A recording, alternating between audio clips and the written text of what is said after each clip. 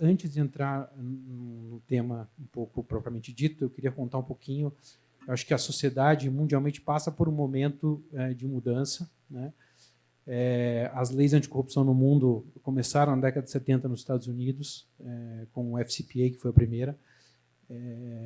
E aquela época existia muito uma ideia de se acabar com as empresas corruptoras, e, enfim. Eu acho que com o tempo foi mudando. Né? Um caso mais emblemático, que talvez os mais novos nem lembrem aqui, os que têm mais cabelo branco talvez lembrem, é o caso da Arthur Andersen. Arthur Andersen chegou a ser a Big Five no mundo da auditoria. Na época tinha quase 90 mil funcionários, faturamento de 10 bilhões de dólares, uma empresa de Chicago de quase 100 anos de idade. E depois de passar por problemas na auditoria da Enron, se viu aí num embate judicial e quebrou. Né? Para felicidade ou infelicidade de alguns, 3 anos depois, a Suprema Corte dos Estados Unidos inocentou Arthur Andersen das acusações. Mas aí já era tarde demais, Arthur Andersen não existia mais. Né? O espólio do Arthur Andersen foi digerido pela Deloitte, e enfim, a empresa que gerava, acho que não são só empregos, né? O círculo virtuoso de riqueza deixou de gerar isso. Recentemente, a gente teve vários exemplos nesse sentido. Né? Até o Wagner está aqui, a Siemens é um grande exemplo. Né? Pensou, inclusive, em mudar de nome por causa dos escândalos. Superou super bem, né? Fez um trabalho excelente em integridade globalmente. Casos mais recentes, como o HSBC, que lavou $1 bilhão para o narcotráfico no México, em diversos países do mundo. Né? Pagou o preço, teve, inclusive, vender as operações no Brasil e em outros lugares do mundo, e está se erguendo até hoje.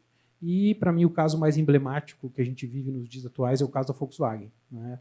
O Dieselgate foi um escândalo de dimensões globais. A empresa perdeu em 2 dias metade do valor do mercado e teve multas até agora de mais ou menos $30 bilhões.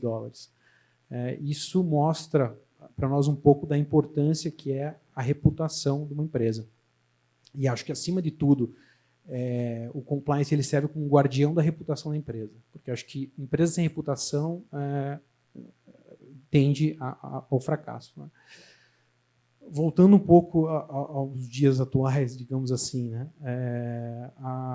Eu me juntei à empresa em dezembro, acho que com um desafio enorme. Né? A empresa passou tudo o que passou, todo mundo já viu na mídia, mas eu acredito muito que seja uma chance única, talvez no mundo, de um caso que, para mim, vai ficar para a história do Brasil, como um caso de virada de página, pelas dimensões que teve, pelo impacto que teve na sociedade brasileira e, acredito, pela possibilidade de mudança de um país até. Né? Quando a gente fala em empresa, a gente está atrelado a um setor, mas, de fato, uma empresa com 240 mil funcionários tem um impacto muito grande no setor que atua. Eu acredito que uma mudança na área de compliance leva a mudar todo um setor e, por que não, a prática cultural de um país. Acho que é super importante. Então, esse desafio, para mim, foi um dos meus grandes motivadores, né, a assumir essa posição. Eu acho que a gente está numa holding, então numa holding você tem uma visão muito mais estratégica, de enxergar os diversos negócios, as necessidades de cada um, o que cada um tem que fazer para superar os seus próprios desafios, e o compliance ele tem que, de fato, estar no dia a dia do negócio, entendendo, ajudando, e é muito fácil você publicar códigos, políticas. A gente vê aqui vários casos de empresas que tinham compliance e foram sujeitos a escândalos enormes. Né? E aí que faz a diferença para o compliance, ele está lá para evitar. 100% ele nunca vai evitar.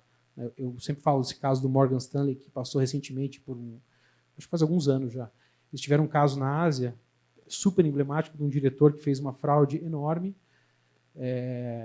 e o Morgan Stanley não foi punido. O diretor foi punido porque o Morgan Stanley conseguiu comprovar que eles tomaram todas as medidas que estavam ao seu alcance para evitar aquele tipo de fraude acontecer. Né? Então, eles provaram que treinaram a pessoa 35 vezes, notificaram o diretor 7 vezes, tiveram uma série de cautelas. Então, obviamente, a gente não controla o ser humano, mas o compliance sendo bem aplicado, eu acho que todo mundo tem a ganhar. Né? As empresas, a sociedade e as pessoas como um todo, porque você também protege o grupo. Né?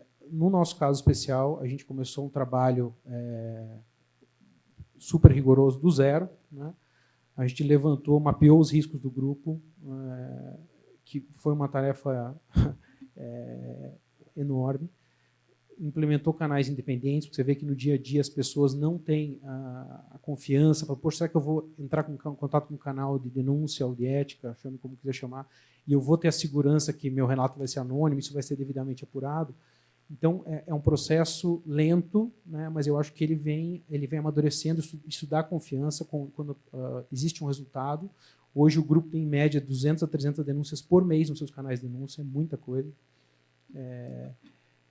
E obviamente que isso é fruto de um esforço, né? A gente treinou em um ano mais de 100 mil pessoas.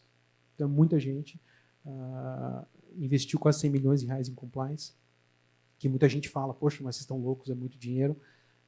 Mas, de novo, eu acho que a reputação da empresa não tem preço. E talvez esse ponto da reputação é um ponto que ainda a sociedade vai entender, porque ainda é difícil você precificar, né, quanto custa uma reputação de uma empresa. Mas eu acredito que no futuro esse dano ou esse custo de reputação ele inclusive pode vir a fazer parte eventualmente até de negociações. Hoje a gente já vê casos em que acordos eles são feitos não só com base nas regras da lei, enfim, eles vêm sendo feitos inclusive considerando a capacidade pagadora, que de certa forma está computando o dano à reputação que a empresa sofreu, né, ou vai sofrer, enfim. Dito isso, eu acho que o Brasil, tudo isso é muito novo no Brasil, né? Obviamente a gente vem caminhando aí nos últimos 4, 5 anos. A gente tem um longo caminho e eu acho que, buscando um pouco esse espírito do título do seminário, relação Estado, né? Hoje as empresas têm até um certo medo de se relacionar com o Estado. Você vai se relacionar com o Estado e fala, poxa, mas eu vou, não vou, tenho que ir acompanhado, tenho que registrar a reunião. E não deveria ser a normalidade das coisas, né? A coisa deve voltar a uma normalidade, e eu acho que para empresas, quando se decide pela colaboração, essa pluralidade de órgãos é muito difícil, né? Você tem hoje, e quando eu falo pluralidade, eu não falo nem só CGU, AGU, TCU, a gente tem, às vezes, o próprio, por exemplo, Ministério Público Estadual não conversa com o Ministério Público Federal.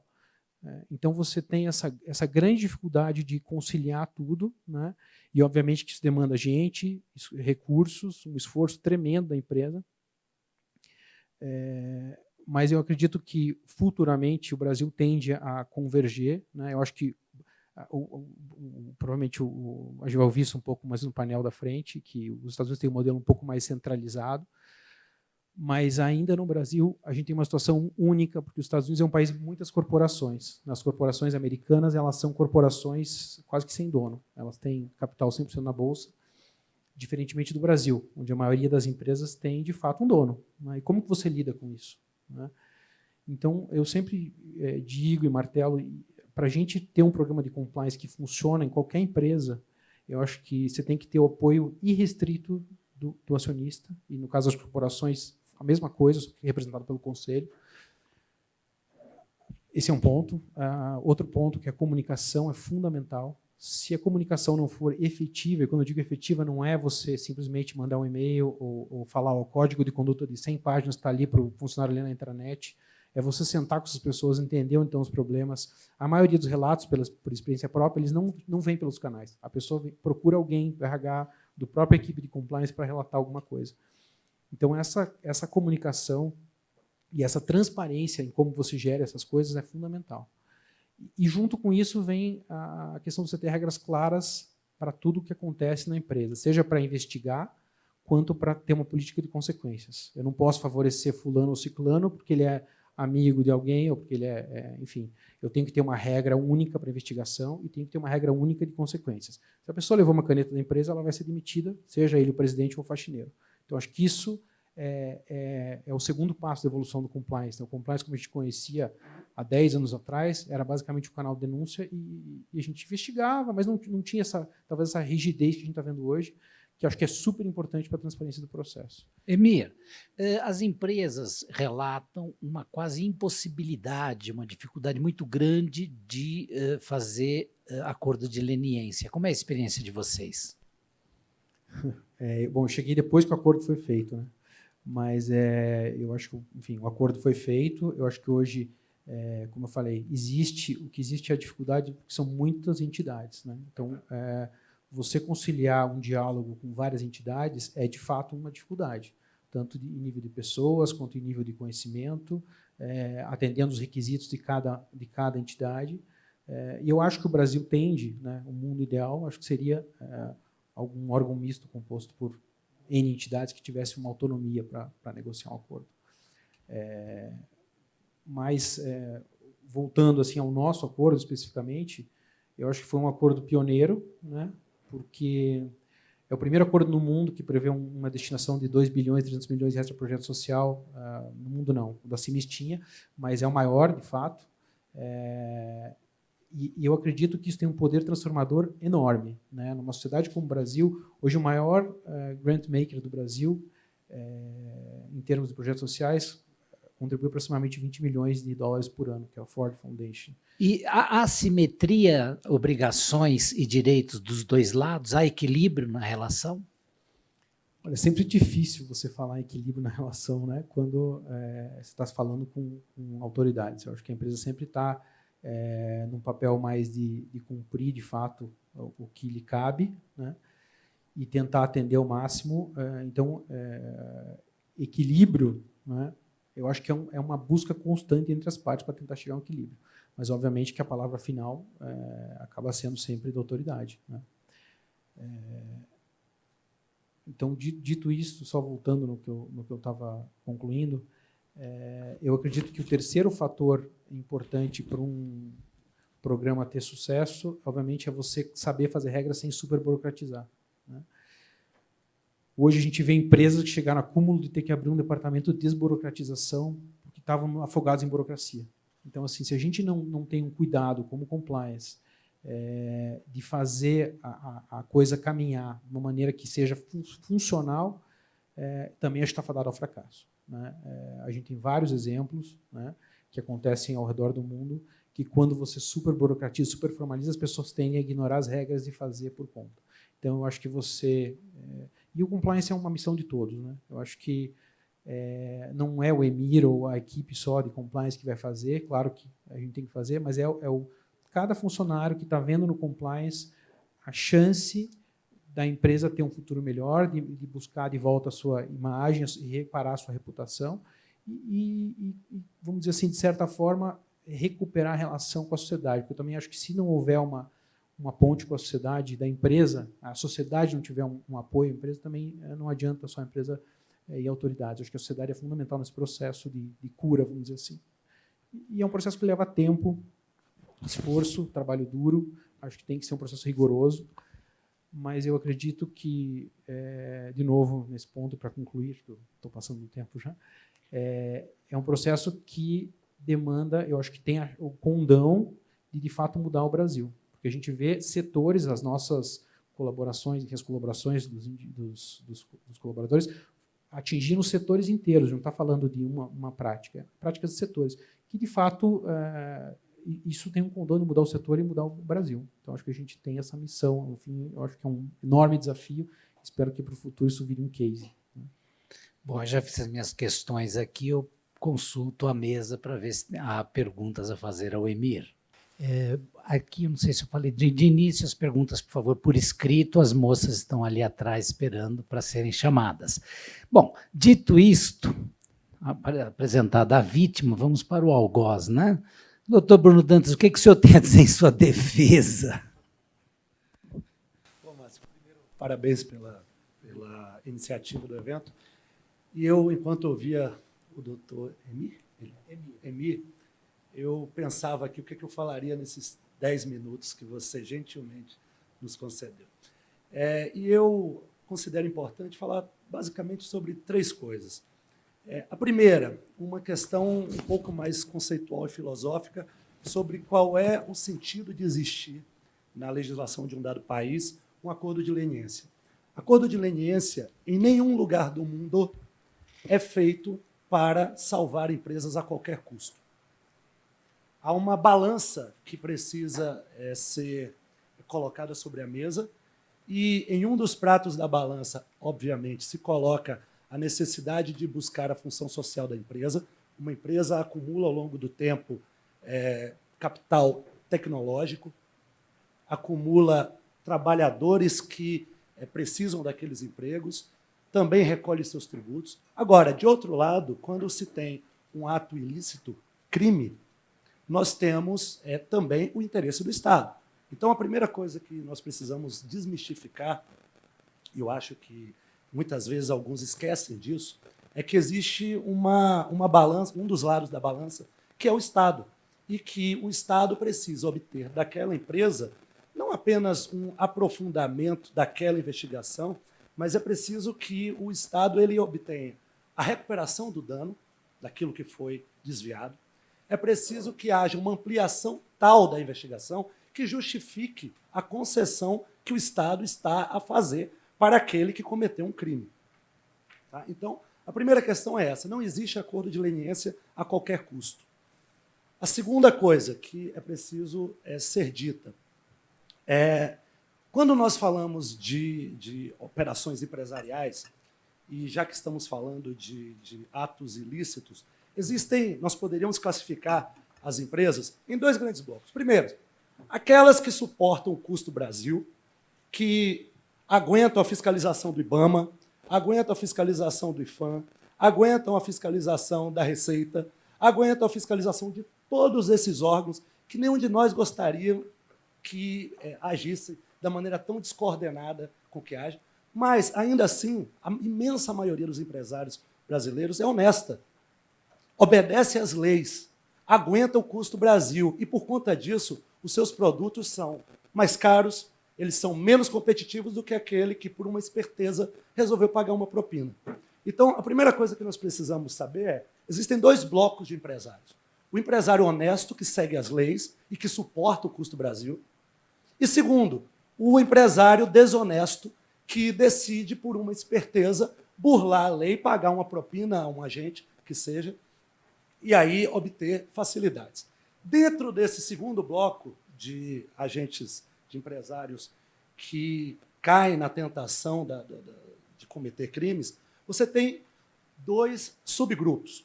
O primeiro subgrupo, aquele que, seja porque foi flagrado, seja porque, diante de uma política interna de compliance, descobre que há agentes seus que estão praticando atos ilícitos e decide cooperar. E uma segunda categoria que é daqueles empresários que, ainda que descobertos, não cooperam. Então, vejam, primeiro eu fiz uma divisão entre honestos e aqueles que cometem crimes. E depois, entre os que cometem crimes, nós temos os que cooperam e os que não cooperam. A primeira questão, quando a gente faz essa classificação, é correto dar àquele que, só porque coopera, os mesmos privilégios daquele que, desde o início, aceitou as normas e cumpriu todas as leis? Porque se nós estivermos a dizer que aquele que cometeu um crime e coopera deve ter os mesmos benefícios que aquele que nunca cometeu crime algum, nós estamos dizendo o seguinte para a sociedade: o crime compensa. Agora, se dentro desse subgrupo, daqueles que cometeram infrações, nós temos o que coopera e o que não coopera, evidentemente, ninguém duvida disso. Aquele que coopera deve ter mais incentivos para que se mantenha dentro de uma política de afastamento da conduta ilícita e migre para aquela primeira categoria, que é a dos empresários honestos. E quando eu falo disso, eu quero dizer sobre o terceiro ponto. Eu falei que ia tratar de 3 pontos apenas. O primeiro, a questão conceitual: não pode haver acordo de leniência a qualquer custo. Segundo, essa distinção entre o empresário honesto e o empresário desonesto, porque é disso que nós estamos falando. Se é o desonesto que quer permanecer sem cooperar ou se é o que quer buscar o reino dos céus, ainda assim nós temos aqui um fato a priorístico, que é o cometimento de um crime. E o terceiro ponto é a distinção entre o que é o prejuízo que foi causado por esse empresário desonesto, dentro daquelas duas vertentes que eu falei, e aquilo que vai ser uma multa imposta pelo Estado. Por que a lei anticorrupção, e ela foi sábia, presidente Toffoli, disse que o acordo de leniência será celebrado sem prejuízo do ressarcimento integral do dano. Por que a lei disse isso? Porque se em algum momento a lei admitir, ou melhor, algum agente administrativo tivesse a possibilidade de perdoar o que foi desviado, na verdade, você estaria assinando de papel passado uma mensagem para a sociedade de que, em algum momento, você poderia ter perdoado aquele valor que você roubou do Estado. E segundo, e isso talvez seja até o mais grave, Márcio, nós temos, nesse quadro de o que é dano e o que é multa, nós temos uma situação dramática, que as empresas, e nós estamos aqui tratando especificamente de Lava Jato, porque é disso que nós respiramos e nos alimentamos nos últimos 4, 5 anos, nós tivemos um ato voluntário, um ato corajoso do Ministério Público de subscrever documentos que a lei não o autorizava a fazer. Essa é a grande verdade. Não existe na legislação acordo de leniência assinado pelo Ministério Público. Tanto é que há membros do Ministério Público que dizem que aqueles documentos que eles foram apelidados de acordo de leniência são, na verdade, compromisso de não persecução.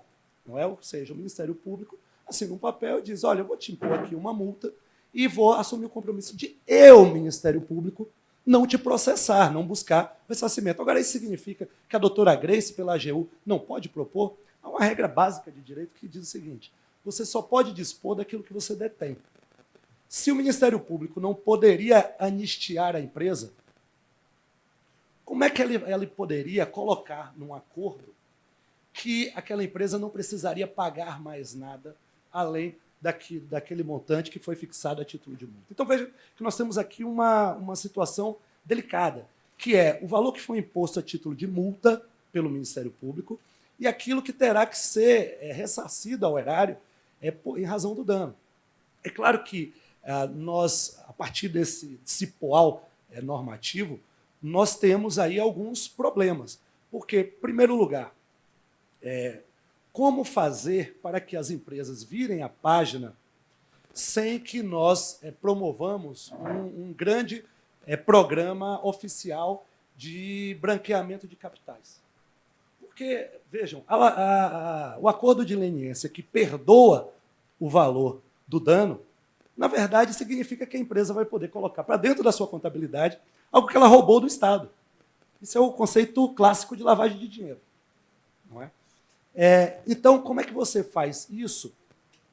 Pior, numa empresa cuja estrutura orgânica acabou girando em torno da prática de crimes. Vejam, o maior acordo de leniência entre aspas, acordo de leniência que há foi o da Odebrecht. A Odebrecht tinha uma diretoria, um diretor estatutário incumbido de pagar propina. Como é que nós podemos lidar com essa situação em que a corrupção se encontra tão entranhada na alma da empresa que os seus acionistas operavam o esquema? E aí vejam, eu não vim aqui só para trazer problemas, eu enxergo soluções para isso.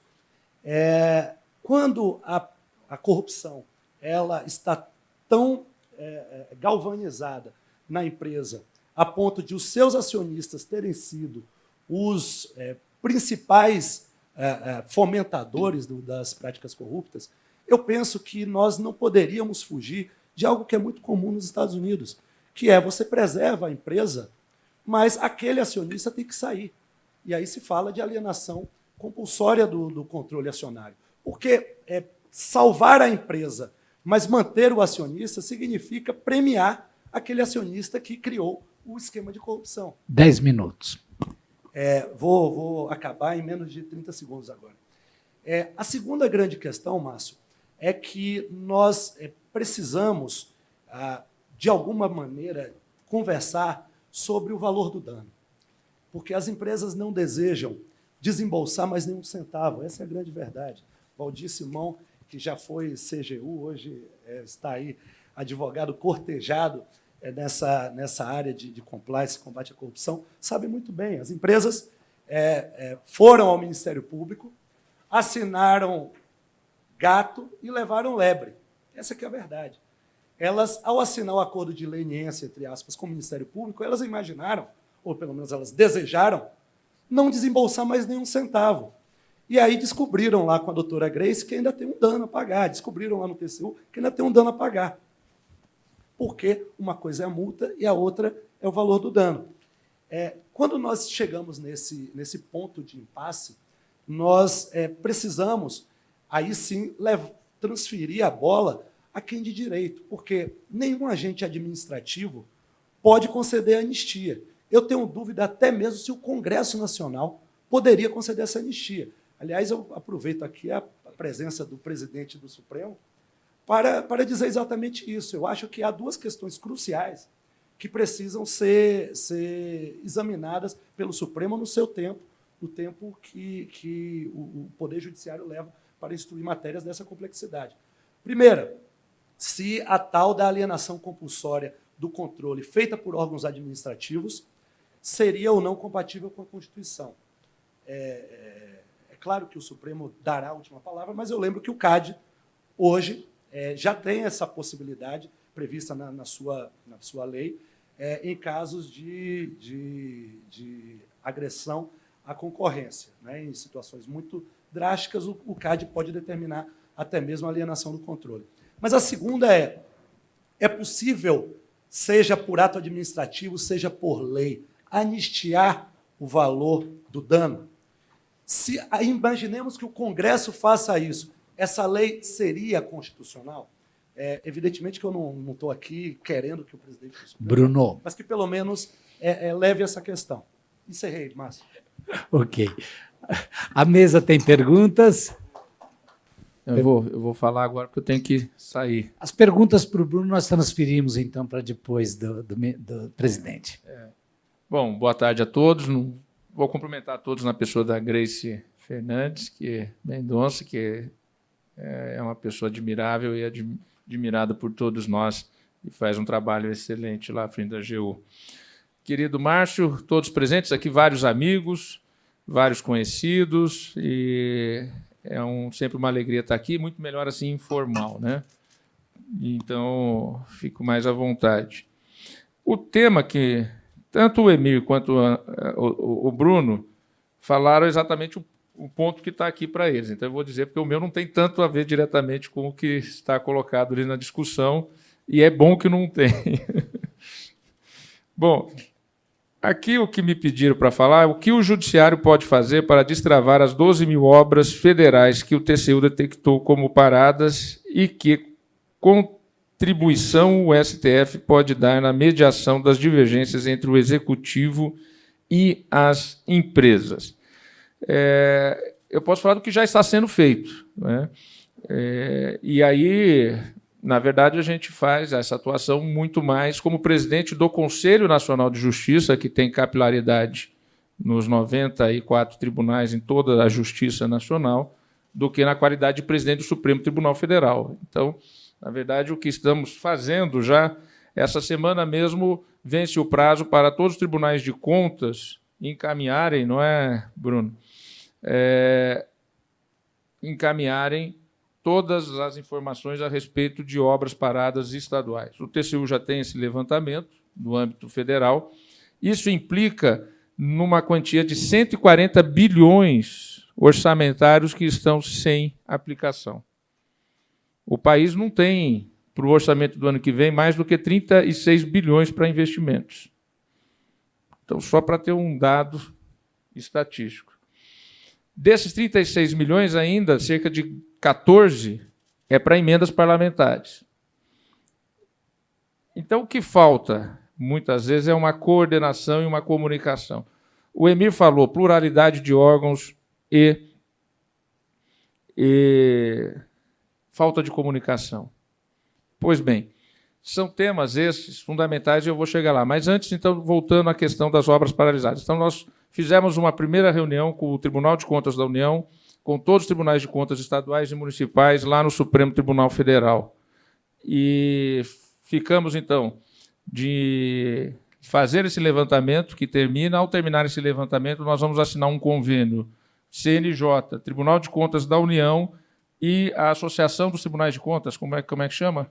ATRICOM, a Associação dos Tribunais de Contas, que, na verdade, como eles não têm um Conselho Nacional de Tribunais de Contas, a ATRICOM funciona como um papel de articuladora de todos os tribunais de contas estaduais e municipais.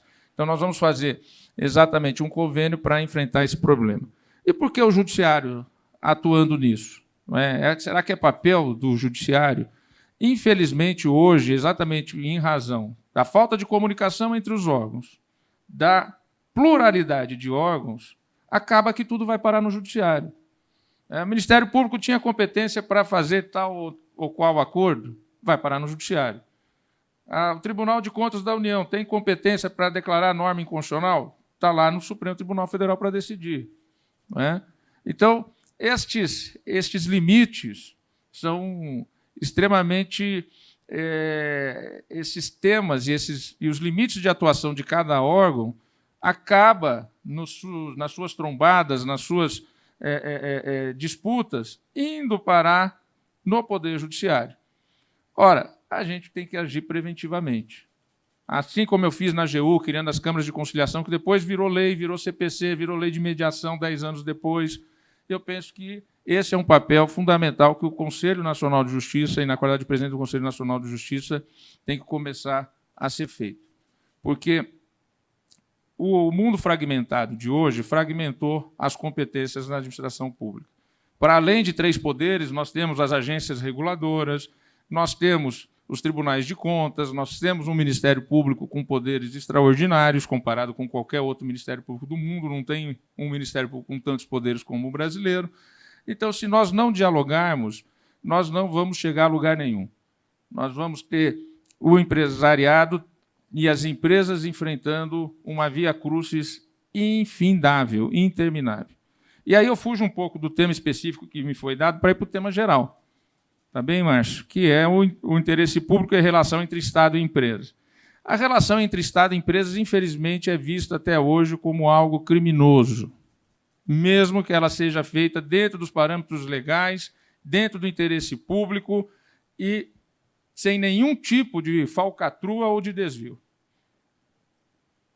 Assim como os ordenadores de despesa na União, nos estados e nos municípios, nos poderes executivo, legislativo e judiciário, hoje têm medo de assinar qualquer coisa, e isso também trava as obras,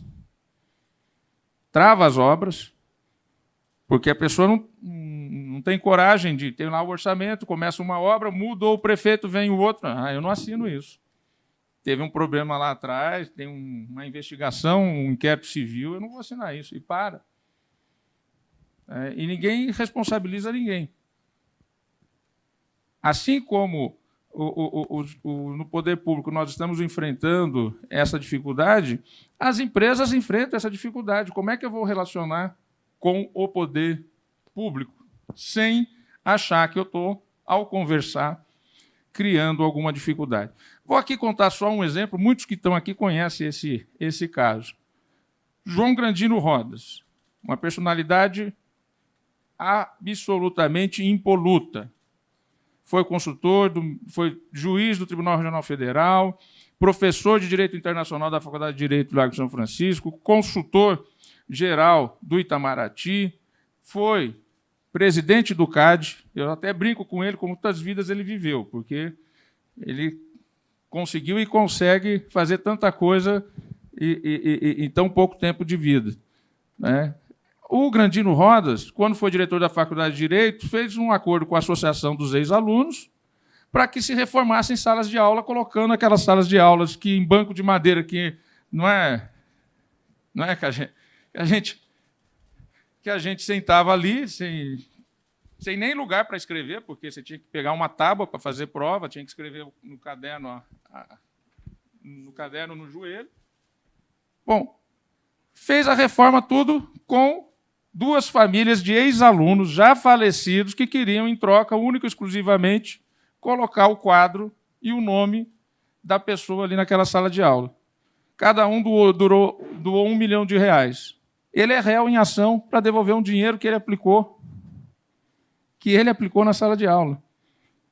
né? Chega a ser um absurdo de dizer, bom, mas a doação também tem que ser licitada, porque uma outra família poderia querer ter doado, ao invés de 1 milhão, 10 milhões.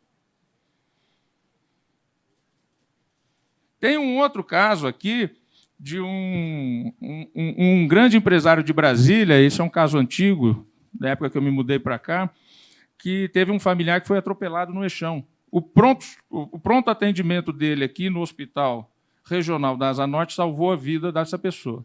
Esse empresário muito rico, então, falou assim, vou doar aqui um dinheirão para vocês aqui. Aí os médicos disseram, olha, esse dinheiro não vai chegar aqui, porque esse dinheiro vai para o Tesouro Único, para a conta única do Tesouro. Esse empresário não doou. Mas... Aí vem o jeitinho. Mas não dá, então, para vocês criarem aí uma associação, eu dou esse dinheiro para a associação?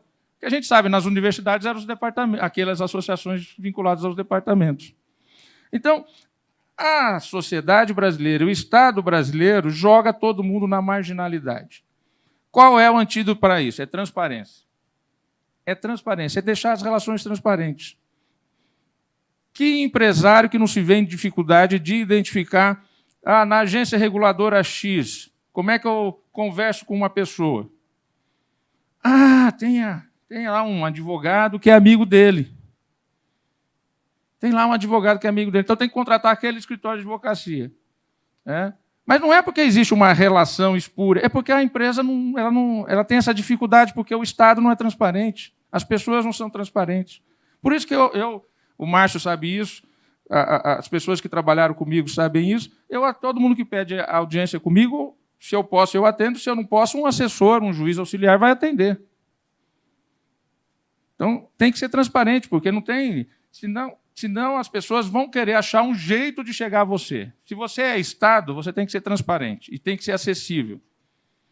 O cidadão tem problema, as empresas têm problema. Ela tem que saber o seguinte, para resolver esse problema, eu procuro quem e onde. Quando eu fui da AGU, depois no TSE eu fiz isso, no Supremo não é necessário, porque já existe a regra de como os advogados da União teriam que atender as pessoas. Então, o advogado da União é obrigado a atender. Nós baixamos essa regra lá com transparência, identificando, colocando o assunto, colocando o tema. Porque se o advogado não atende, o particular ele vai ser obrigado a dar um jeitinho. Ele é jogado pelo próprio Estado na marginalidade. E esse jeitinho de ingenuidade no início pode virar depois um problemão. Então, o antídoto é transparência. Segundo, essa multiplicidade de órgãos, eu não tenho dúvida. Ou a gente racionaliza, não acabando com os órgãos, mas nós temos que ter um gerenciamento dos grandes temas de maneira multi-institucional e entre poderes. Então, quando eu lancei essa ideia das obras paradas, é jogar um projeto piloto que tem algo mais amplo no futuro. É pensando mais longe.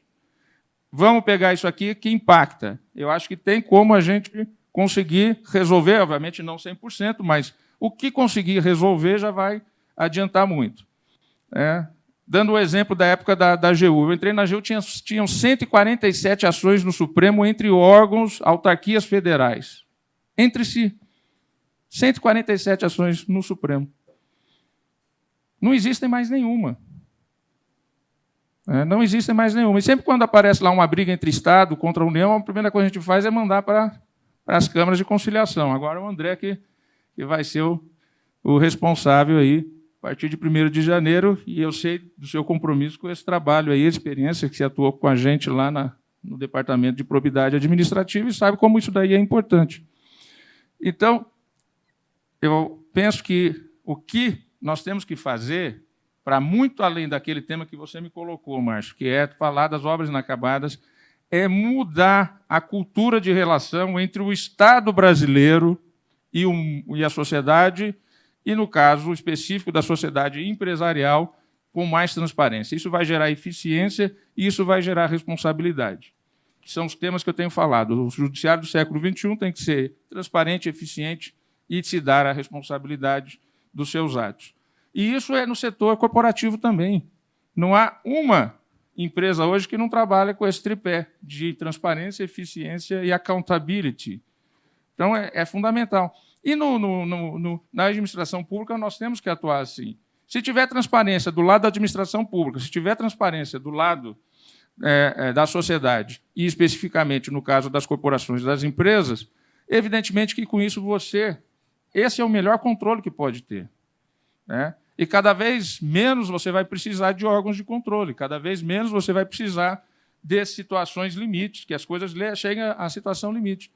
Mas, se por um lado tem o empresário, né, que quer ter algum tipo de favor mais rápido e desbalancear a concorrência, por outro lado, muitas vezes esse empresário chegou a isso obrigado por uma falta de transparência do Estado. Sai uma resolução nova de imposto de renda. Como é que se avalia isso? Por que não vai perguntar diretamente como é que a Receita, uma comunicação melhor da Receita? Quem aqui já não foi para o exterior e olhou o seguinte, eu comprei alguma coisa, quero saber como é que eu faço para trazer. Você entra no site, é impossível. É impossível. Eu já disse isso para o Rachid. Você não consegue identificar aquilo ali. Eles falam uma linguagem que... eu, juiz, não consigo entender. Então, o Estado não é amigável com o seu cidadão.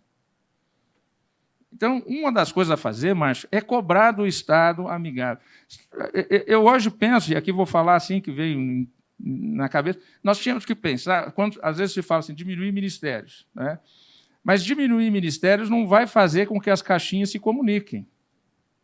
Esse é um outro problema, né?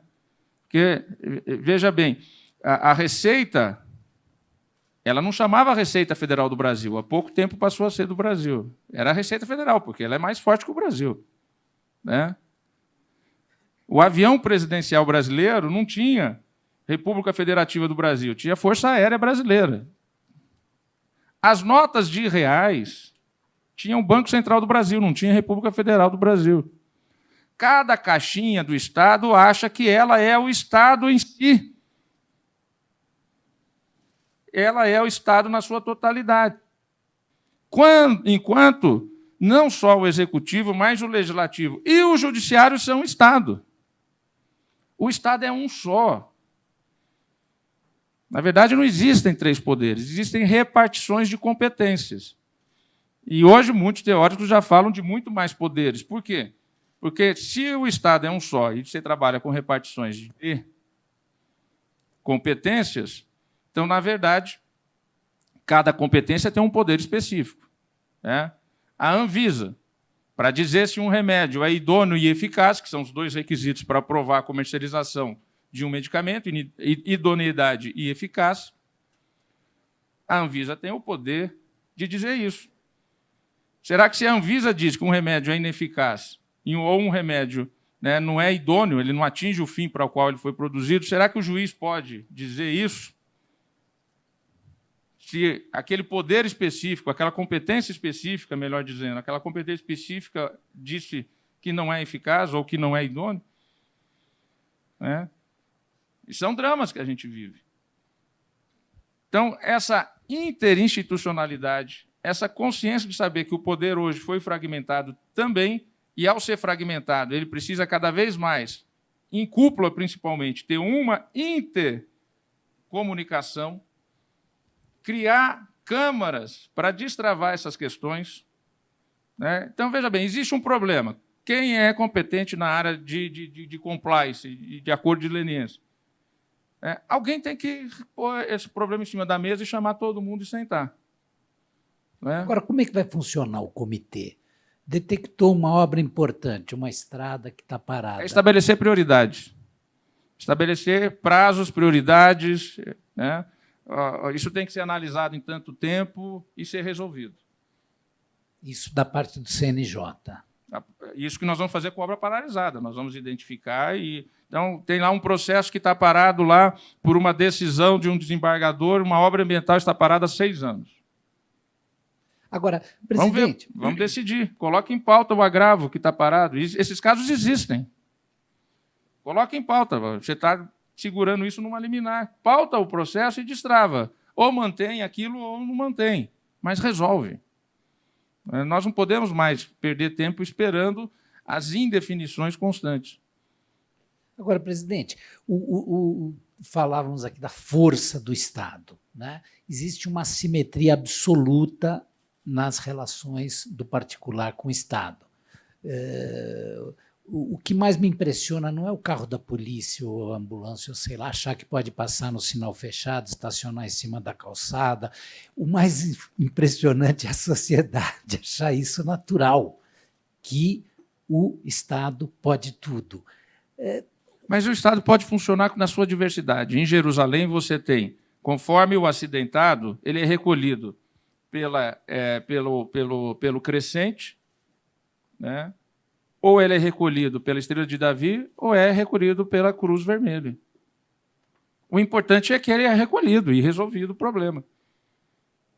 Agora, funciona na mesma cidade. De 3 exemplos em favor do cidadão. Né? Na mesma cidade. O Estado funcionando em favor do cidadão.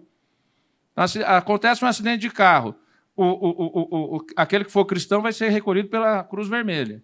Aquele que for judeu vai ser recolhido pela Estrela de Davi. Agora, e eles até competem para mostrar quem é mais eficiente. Agora, presidente... É uma competição sadia e para a saúde, para a vida. Que mecanismo que pode haver? Imagina... Mas o importante é que funcione. É óbvio que existe uma coordenação nisso. É óbvio que por trás das 3 forças de emergência que tem em Jerusalém tem uma coordenação. Agora, veja o caso... O que nós temos que ter? Você respeita as suas diferenças, TCU, AGU, CGU, Ministério Público, mas você tem que ter uma coordenação. Né? Senão, aí um chega, pega o corpo lá, e abandona o outro. Né? Sim, aí você fala da coordenação interna. E se pegar o corpo errado ainda? Pega um de um e troca, aí é complicado. Mas eu estou dando esse exemplo para mostrar como, na radicalidade, dá para funcionar as coisas. Não é? Por que numa racionalidade, já que está todo mundo aqui, o Estado é um só, visando um único fim, que é atender a sociedade. Não é? E a nossa sociedade é, por opção da Constituição de 88, um capitalismo, uma sociedade capitalista. Então, as empresas são parte estruturante do crescimento e do desenvolvimento da nação. Por que eu não vou trabalhar com uma eficiência maior do Estado no atendimento das demandas da sociedade? Então, nós temos que acabar com o espírito de corpo das instituições entenderem que elas existem para si mesmas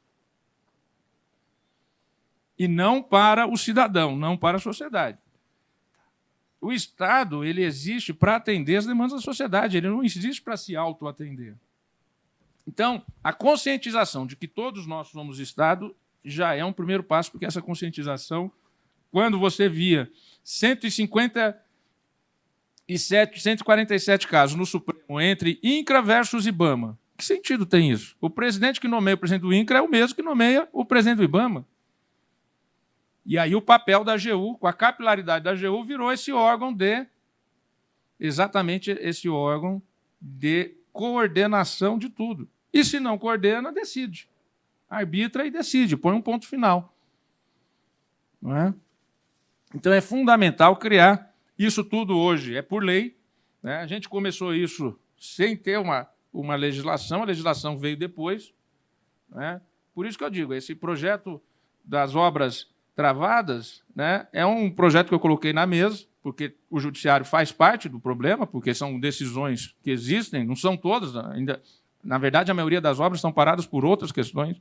Existem obras acabadas que estão paradas, que são aqueles postos de saúde que foram construídos, mas ninguém conversou com a prefeitura para saber se ela tinha dinheiro para pagar o pessoal. Então, tudo isso é descoordenação. E são bilhões, não são milhões, são bilhões de recursos públicos desperdiçados. Volto a dizer, o TCU levantou 140 bilhões de reais no orçamento relativo a obras que estão paralisadas na União. Né? Eu quero ver o resultado que vai sair agora, não é, Dantas? Estados e municípios envolvidos. Então, imagina a quantidade de valor que está parado aí num país que tem, no orçamento da União, 36 milhões para investir. Então, era isso um pouco que eu queria dizer. Eu acho que a gente tem que pensar isso, numa nova pactuação de relação da sociedade com o Estado com a sociedade e do Estado internamente, que é essa questão de comunicação que foi dito, né? Como é que a gente se comunica internamente? E nós temos que ter câmaras que destravem isso, né? Podemos começar com convênios, com acordos de cooperação, e isso depois se estruturar em algo constante, como foi o que aconteceu na AGU. Eu quero agradecer, preciso ir. Eu tenho um outro compromisso agora, agradecer e cumprimentar a todos, desejar aí que esses 2 painéis sejam realmente elucidativos aí para buscar soluções para tantos problemas que temos. Obrigado. Agradeço ao ministro, bem mais que os 5 minutos que o senhor nos disse, não é? Mas realmente ele tinha avisado que tinha aí outra na sequência. Eu tenho uma pergunta para o Bruno Dantas. Vocês vejam que coisa, né? Dizem que o TCU virou um segundo Ministério Público, né? Agora, quando a gente vê um Ministério Público que se tornou tão bonzinho, que está fazendo até acordo de leniência, a gente só pode achar que a estratégia do TCU de sustentar o protagonismo foi muito boa. Por quê? Porque a gente vive numa sociedade que está punitivista, está vivendo a época do mata-esfola, né? Então, eu acho que o TCU, em termos de estratégia, está certo. Entrar também no mata-esfola. Agora, ministro Bruno Dantas, que peso o senhor dá para a seguinte situação? Imagine que eu e o meu partido estejamos no poder, e qualquer acordo de leniência que envolve delação, o alvo da delação seria eu e meu partido. Que interesse que eu tenho em leniência? Que peso o senhor dá para essa situação dentro desse contexto que nós estamos tratando aqui?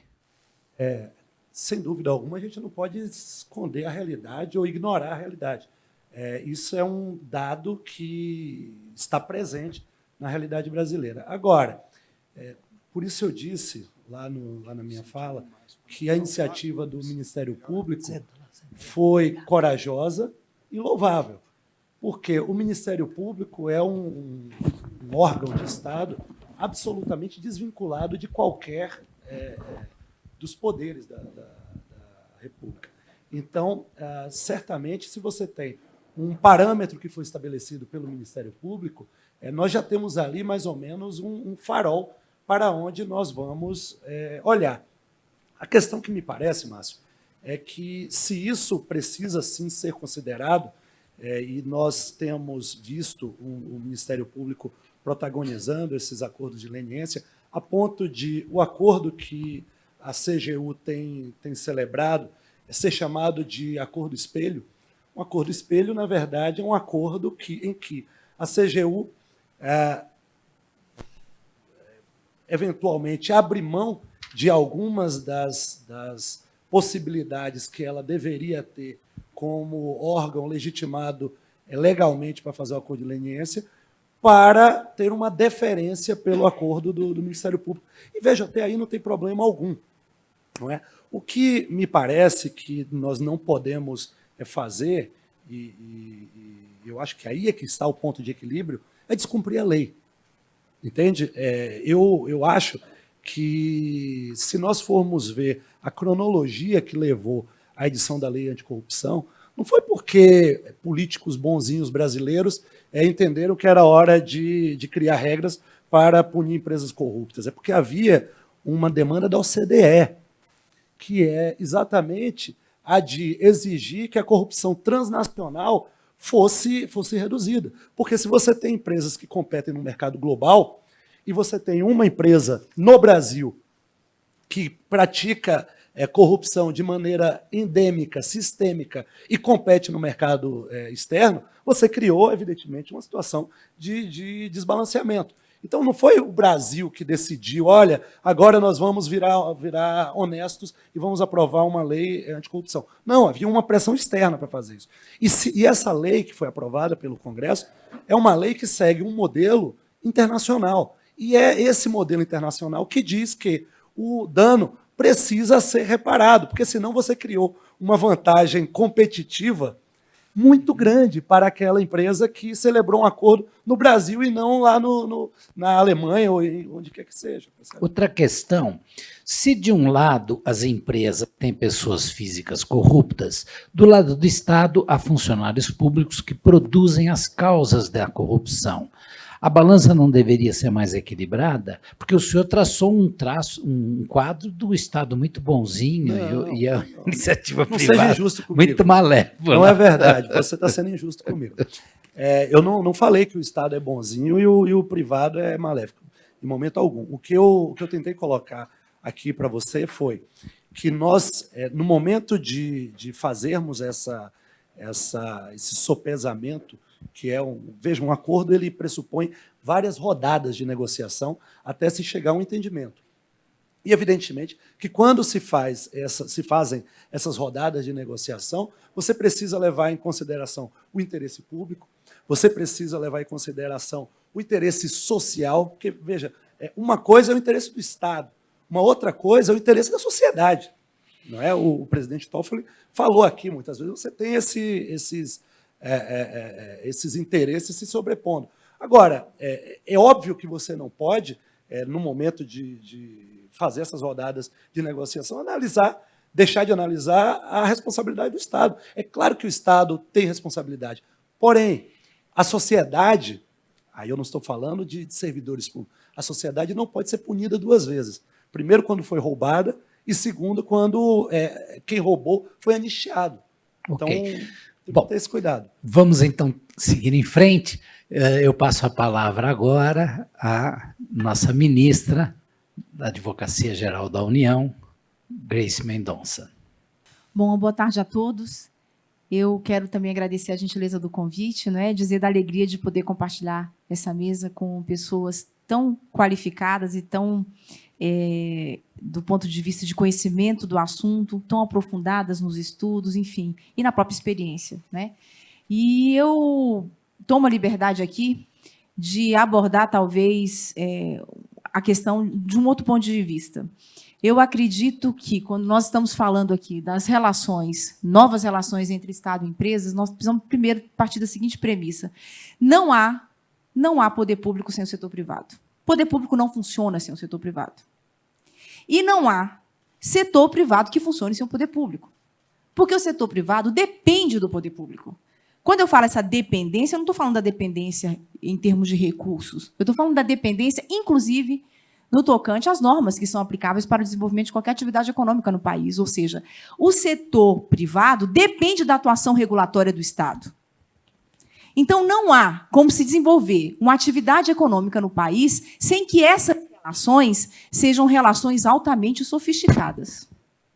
Sofisticadas do ponto de vista da legalidade, sofisticadas do ponto de vista ético, sofisticadas do ponto de vista da integridade. Então, eu tomo a liberdade, então, de tocar exatamente nesse ponto. Mas para dizer que nós precisamos levar em conta e envidar esforços não naquilo que é ponto de divergência entre o público e privado, mas naquilo que é ponto de consenso. E o que é ponto de consenso nessas relações entre o público e o privado? Todos nós queremos a retomada do crescimento econômico no Brasil. Todos nós queremos que a economia se alavanque.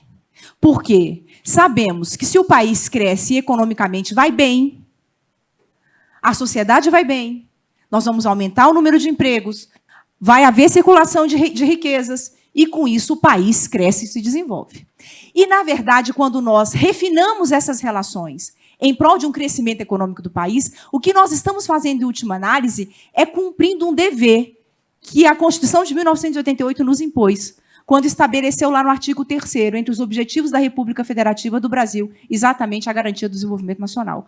Todos nós, setor público e privado, temos um compromisso, um dever de garantir ou de buscar a garantia do desenvolvimento nacional.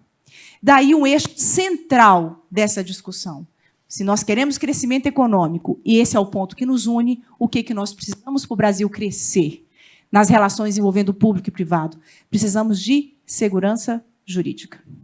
Segurança jurídica que Todos nós sabemos, conhecemos, sabemos da dificuldade que vem sendo enfrentada, em especial pelo setor privado, porque aqui falamos muito das divergências entre órgãos, das dissonâncias, dos descompassos, de compreensão.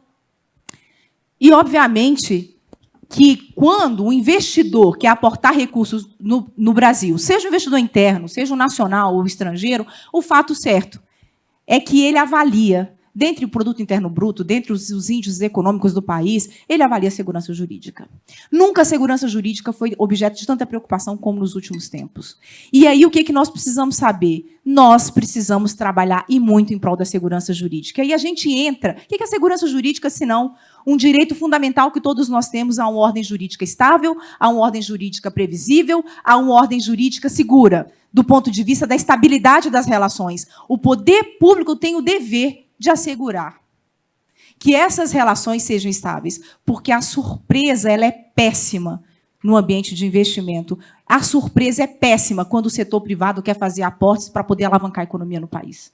Porque ele quer saber quais são as regras, como as regras estão colocadas, de que forma as regras se posicionam, quais são os limites da sua atuação, e daí entramos na questão da transparência, que foi aqui mencionado, a importância de se ter transparência nessas relações, para que ele saiba exatamente onde ele está pisando e exatamente onde ele quer chegar, sem que a surpresa indesejada venha no percurso do seu investimento.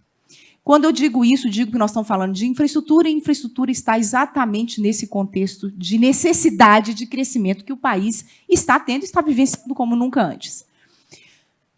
Aí nós entramos, se esse é o intuito de todos nós, e se esse é o ponto que nos une, ou seja, todos nós queremos o crescimento, portanto, todos nós precisamos trabalhar em prol da segurança, quem tem o dever de trazer e de implementar a segurança jurídica no país? Os três poderes da República.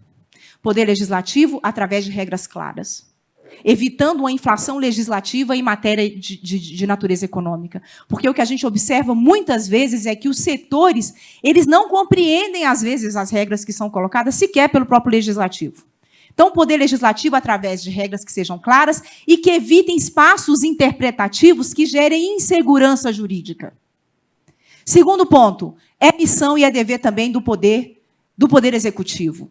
Poder executivo que tem todas as agências no seu rol, e que, com isso, tem, cada uma delas, a missão de fazer uso do seu poder regulatório. Portanto, regras regulatórias claras, que evitem expressões que tragam dúvidas, que façam com que o investidor, as empresas, o ambiente privado tenha clareza em relação ao setor que ele está, de fato, pretendendo atuar ou já atuando.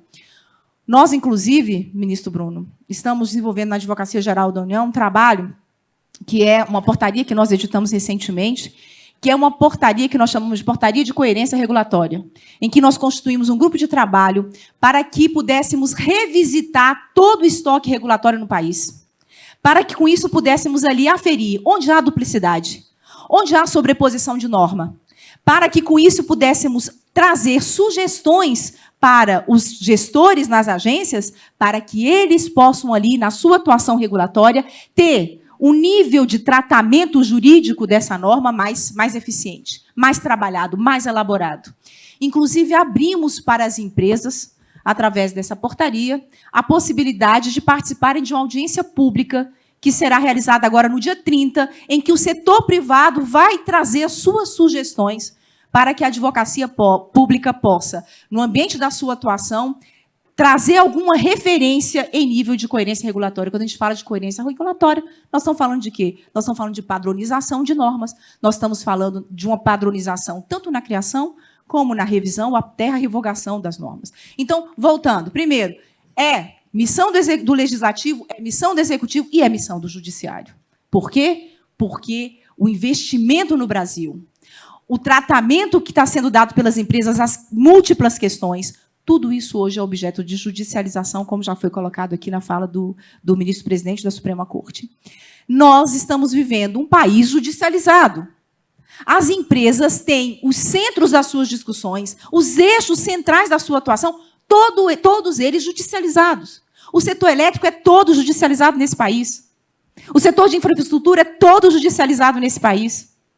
Não há um único setor que tenha atuação ou atuação no ambiente privado que não esteja sendo objeto de questionamento judicial. Então, o que é preciso fazer? A colaboração também vinda do Poder Judiciário brasileiro. Naquele ponto que nos une. Executivo, Legislativo, Judiciário. Trazer segurança jurídica, para que a segurança jurídica seja um capital da nossa nação. É isso que nós precisamos, se é que todos nós queremos, de fato, que o Brasil cresça. E esse capital da nossa nação se constrói, é trabalho árduo. Daí o papel que cada instituição deve prestar a sua colaboração, e a Advocacia Geral da União vem agora nesse trabalho da coerência regulatória, também entregando a sua parcela de colaboração à sociedade brasileira, para que as regras também sejam claras. E mais, aí a gente entra no compliance, eu já estou concluindo por conta do tempo. Aí a gente entra no compliance, que nada mais é quando a gente tem um ambiente de clareza das normas, quando a gente tem um ambiente de segurança jurídica, obviamente que o setor privado transita nesse ambiente com mais tranquilidade. Daí a gente evita muito dessas relações perniciosas que acabam permeando as relações entre o público e o privado. Porque você tem transparência, você tem clareza, você tem precisão técnica nessas relações. Tudo isso passa, obviamente, por um trabalho que precisa ser desenvolvido com um olhar, com um enfoque muito claro no crescimento do país, que nós precisamos todos nos unir em torno dele. E mais, quando, então, falamos de compliance, entramos num contexto de que precisamos de prevenção, para que as empresas desenvolvam sua atividade com segurança. Prevenir tudo, sabemos que é impossível, foi até dito aqui pelo doutor Emi. É tentar, numa política de integridade séria, evitar o evitável. O que é possível se evitar, precisamos trabalhar para que não aconteça. Daí a importância de um compliance bem elaborado, daí a importância de uma política de integridade séria, mas o que eu tenho dito também ultimamente, nesses fóruns em que a gente discute compliance, em que a gente discute acordo de leniência, o que eu tenho dito é o seguinte: muitos profissionais do direito vêm sendo contratados pelas múltiplas empresas que desenvolvem atividades aí em diversos setores, vêm sendo contratados para construir a política de integridade da empresa. O que a gente observa muitas vezes é que vem um grupo de advogados altamente qualificado que se insere dentro daquele contexto com uma missão, ele precisa entregar um produto, entregar um serviço. É contratado para isso. E o compliance nada mais é do que nada mais é a busca, um estímulo a que se crie uma cultura de integridade dentro daquela empresa. Muitas vezes o compliance ele é perfeito. Você lê a política de integridade, você não acha um único porém. Não obstante, ele não corresponde à verdadeira e à leal política de integridade daquela empresa. Nada mais é do que um compliance de fachada. E compliance de fachada também é ato de corrupção. É isso que a gente precisa também ter clareza nesse ambiente. E eu tenho dito isso porque é algo que a gente precisa também estar muito atento, porque se estamos avançando tão bem no contexto de se passar o país a limpo, é preciso também que tenhamos cuidado, porque compliance de fachada também é ato de corrupção. E aí eu avanço no último para já encerrar. Compliance e acordo de leniência. Muito foi dito da divergência entre órgãos, muito foi dito da dissonância de atuação. Eu reputo tudo isso a uma circunstância singela. Estamos experimentando institutos novos no país. Não temos o que eu acabei de mencionar, uma lei clara. Temos uma lei que, quando foi inserida num contexto que nós não havíamos ainda forjado tudo aquilo, e, obviamente, que isso vem mesmo no dia a dia. É quando vamos experimentando que os problemas vão surgindo. E daí a possibilidade que temos, através de um diálogo, e eu volto a insistir no diálogo institucional, de que a política de isolamento institucional não faz o Brasil crescer. Se não conseguimos evitar um ato de corrupção através de um bom compliance, e se chegamos no ponto da necessidade de celebração de um acordo de leniência, o Estado precisa estar preparado. Afastando o gestor desonesto, como disse o ministro Bruno Dantas, o empresário desonesto ele tem que ser afastado. Mas preservando a pessoa jurídica. E preservando a pessoa jurídica, trazendo condições. Ai, meu Deus. Perdão, gente. Agora eu que passei vergonha, né? Pronto. E aí, para que, na verdade, tenhamos uma clareza, voltando, né, na política de... Agora eu me perdi, Bruno. Me fala. Culpa do Márcio. Bom, diálogo institucional. A importância de avançarmos no diálogo institucional e nessa aproximação. Por quê? Porque os desafios são os mesmos. Se temos desafios no âmbito da Controladoria Geral da União, temos desafios no âmbito da Advocacia Geral da União, temos desafios a serem enfrentados no âmbito do Tribunal de Contas da União, no Ministério Público e no próprio ambiente do Judiciário. Não foi à toa que, quando, como o ministro Bruno Dantas disse, quando o Ministério Público celebrou o acordo de leniência com a Odebrecht, nós precisamos judicializar. Nós tivemos que dizer, olha, o ressarcimento integral do dano não está preservado aqui. Foi o que fizemos. E o que disse o TRF da 4ª Região? Correto? A Advocacia Geral da União, a Controladoria Geral da União, precisam exercer suas respectivas competências. Portanto, esse acordo não estende em caráter vinculativo para os demais órgãos. Foi o que disse o TRF. Ou seja, conseguem perceber que aí nós temos uma atuação, um envolvimento claro dos 3 poderes da República? O Legislativo, numa lei que não nos trouxe uma clareza e nos colocou várias dificuldades, com espaços interpretativos que acabam trazendo um desafio enorme para todos nós. Segundo, o Poder Executivo, que acabou avançando e precisa avançar nas suas competências, Controladoria Geral da União, Advocacia Geral da União. Também o Legislativo, através do seu órgão de assistência direta e imediata, Tribunal de Contas da União, que é o que diz o artigo 70 e 71 da Constituição da República, e tudo isso acabou parando no terceiro poder, que é o Poder Judiciário. Portanto, se queremos construir um país firme, sólido, e acordo de leniência é só uma das ferramentas de combate à corrupção, que nós temos outras tantas, nós sabemos disso, é preciso, obviamente, que todos os poderes trabalhem numa articulação muito mais elaborada. Eu acho que talvez por aí a gente consiga avançar, cada qual trazendo a sua parcela de colaboração, sempre com a visão dialógica da qual nós não podemos nos afastar.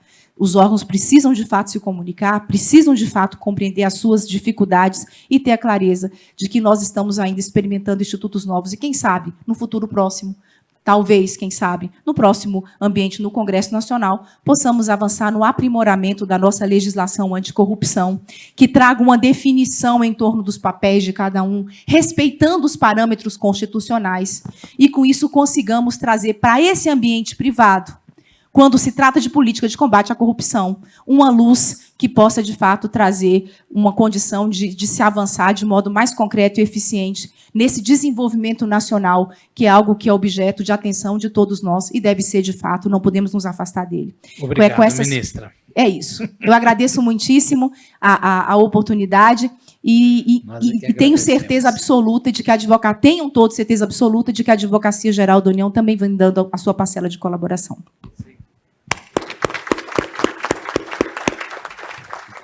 Vamos fazer uma mudança aqui no protocolo. As perguntas, então, serão feitas ao final. Eu peço agora, então, ao doutor Valdir Simão que faça a sua exposição. Obrigado, Márcio. Boa tarde a todos. Eu saudar meus colegas aqui de painel, na pessoa da ministra Grace, aproveitar a oportunidade para reconhecer o excelente trabalho que ela fez à frente da AGU, que nos orgulha a todos, e desejar muito sucesso aqui para o André, que assume o bastão a partir de 1º de janeiro. Eu gostaria de fazer a minha intervenção comentando 2 aspectos, objeto do nosso tema, e aproveitando também a fala de todos que me antecederam, que foram muito importantes. O primeiro aspecto, nesse tema, a relação do Estado com a sociedade, notadamente com as empresas. Eu quero começar fazendo aqui um registro. O presidente Toffoli comentou aqui da dificuldade de regularização de bens comprados no exterior. A Receita Federal tem um aplicativo, vou defender minha casa, né? A Receita Federal tem um aplicativo chamado Viajante, que no exterior você pode já registrar o bem, gera o DARF, já paga no exterior e vai se dirigir na alfândega a bens a declarar, e provavelmente você será o único na fila. Então, vai ser muito rápido. Isso aconteceu comigo. A grande dificuldade é que o agente da alfândega te exige que imprima todos os documentos que você gerou eletronicamente e já transmitiu. Ou seja, o Estado é invencível em matéria de burocracia. E todos os dias alguém tem uma ideia nova para controlar alguém nesse país. Isso impacta o ambiente de negócio, impacta a vida do cidadão. Essa relação, como o ministro Toffoli falou de 2 pilares para uma nova relação do setor público com o setor privado. A transparência, que é central, e o acesso. A transparência, eu acredito que nós estamos conquistando no dia a dia, e a cada dia, cada vez mais, seria impossível esconder as relações que as autoridades têm com o setor privado. A acessibilidade é um pouco mais complicado, porque você não tem condições de dar para cada empresa ou para cada cidadão acesso a cada um dos escaninhos do governo. Está aqui o Guilherme, que é o presidente da BRIG, e sabe, a luta, acompanho a luta dele para a regulamentação do lobby, ela não pode permitir ou trazer para essa relação uma burocracia que também seja impraticável. No setor privado, a gente está vivendo um pouco isso com os programas de integridade ou de compliance, que eu costumo chamar de contábeis. O Wagner sabe muito bem disso. Nós estamos vivendo uma fase que as empresas, além de serem corretas e éticas, elas têm que parecerem corretas e éticas. Então, a demonstração, os registros contábeis são importantes. No setor público também. Quer dizer, nós precisamos migrar, em algum momento, para um patamar de relação que todos, no setor público e no setor privado, hajam em conformidade com a lei e com a ética, independentemente de código de conduta. Aí nós passamos para esse modelo cultural que se referiu a ministra Grace Mendonça. Então, até lá, nós temos um longo caminho pela frente. E mexer na legislação, o cuidado que nós temos que ter é de não vir mais controle, ou um controle irracional. Nós estamos vivendo uma overdose de controle. O que nós precisamos é um melhor controle, mais integrado, mais coordenado, mais ativo e que possa ser um controle que estimule o comportamento adequado por parte dos cidadãos, das empresas e dos agentes públicos.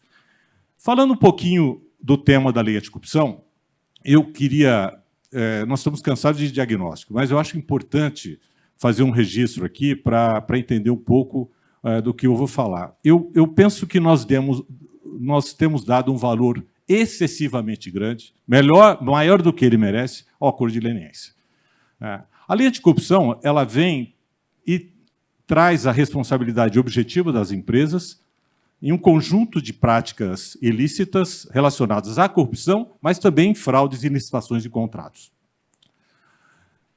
Nós demoramos muito, o Poder Executivo Federal demorou muito para regulamentar a lei. Foram 14, quase 15 meses da data da vigência da lei. Se nós tivéssemos regulamentado a lei no início, talvez, e havia propostas, inclusive do Tribunal de Contas, de qual era o caminho a ser perseguido nos acordos de leniência, talvez nós tivéssemos sensibilizado os primeiros termos de compromisso que o Ministério Público fez para essa nova normatização. É importante dizer que, até esse momento, nós não tínhamos ainda na Administração Pública Federal uma cultura muito forte de apuração de responsabilidade empresarial, de punição de empresas, apesar de estar na Lei 8666, a declaração de inidoneidade, nós declarávamos empresas inidôneas aquelas pequenas. O andar de cima nunca foi alcançado. O próprio Tribunal de Contas, as declarações de inidoneidade feitas pelo Tribunal de Contas, desde 92, da Lei Orgânica para cá, também eram em pequenas empresas. Quando os primeiros processos de responsabilização da Lava Jato foram instaurados, não tinha, Bruno, se eu não me engano, não havia nenhum processo de tomada de conta especial contra as empresas contra as quais instauramos processos que tivesse transitado e julgado administrativamente no tribunal. Portanto, se não tinha codificação adequada de dano. E olha que coisa interessante. Uma das principais sanções que uma empresa que praticou um ato ilícito pudesse receber das empresas de infraestrutura que prestam serviço ao Estado é a declaração de inidoneidade, que é de 2 anos. Após esse período, a empresa pode pedir reabilitação, ou de 5 anos, quando declarada pelo tribunal. Já se vão quase 4 anos dos processos de responsabilização. As empresas já pagaram a pena duplamente. Porque, nesses 4 anos, elas não estavam legalmente proibidas de participar de licitações, mas foram excluídas de cadastro de empresas estatais e não puderam contratar com o poder público. Continuaram prestando serviços, mas o sistema financeiro fechou as torneiras de financiamento. Ou seja, a declaração de inidoneidade não foi feita, mas a empresa pagou a pena. O que o acordo de leniência traz de novidade? O grande equívoco, na minha leitura, é o ter utilizado o acordo de leniência como um instrumento de reparação de dano. Ele deve ser um instrumento de dar celeridade ao processo de investigação e sanção da empresa mediante a colaboração. A aplicação de penalidade, a multa da lei de corrupção ou uma declaração de inidoneidade, compete a cada autoridade, a autoridade máxima de cada órgão lesado. Ora, essa autoridade pode não aplicar sanção, ela pode não instaurar o processo de responsabilização, mas ela não pode considerar a colaboração da empresa para reduzir o valor da multa a ser paga? Por que não? Eu vou além. O meu receio é que, em algum momento, nós não tenhamos capacidade operacional de processar todos os acordos de leniência, centrado numa agência só, que seja a CGU, a quem a lei, corretamente, defendendo mais uma vez a casa que eu estive, atribuiu competência, ou a AGU, ou ao Ministério Público.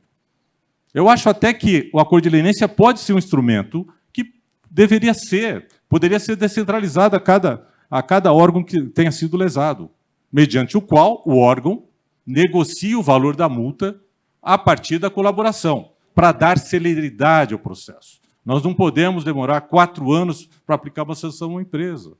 Isso tem que ser um processo de alguns meses, no máximo.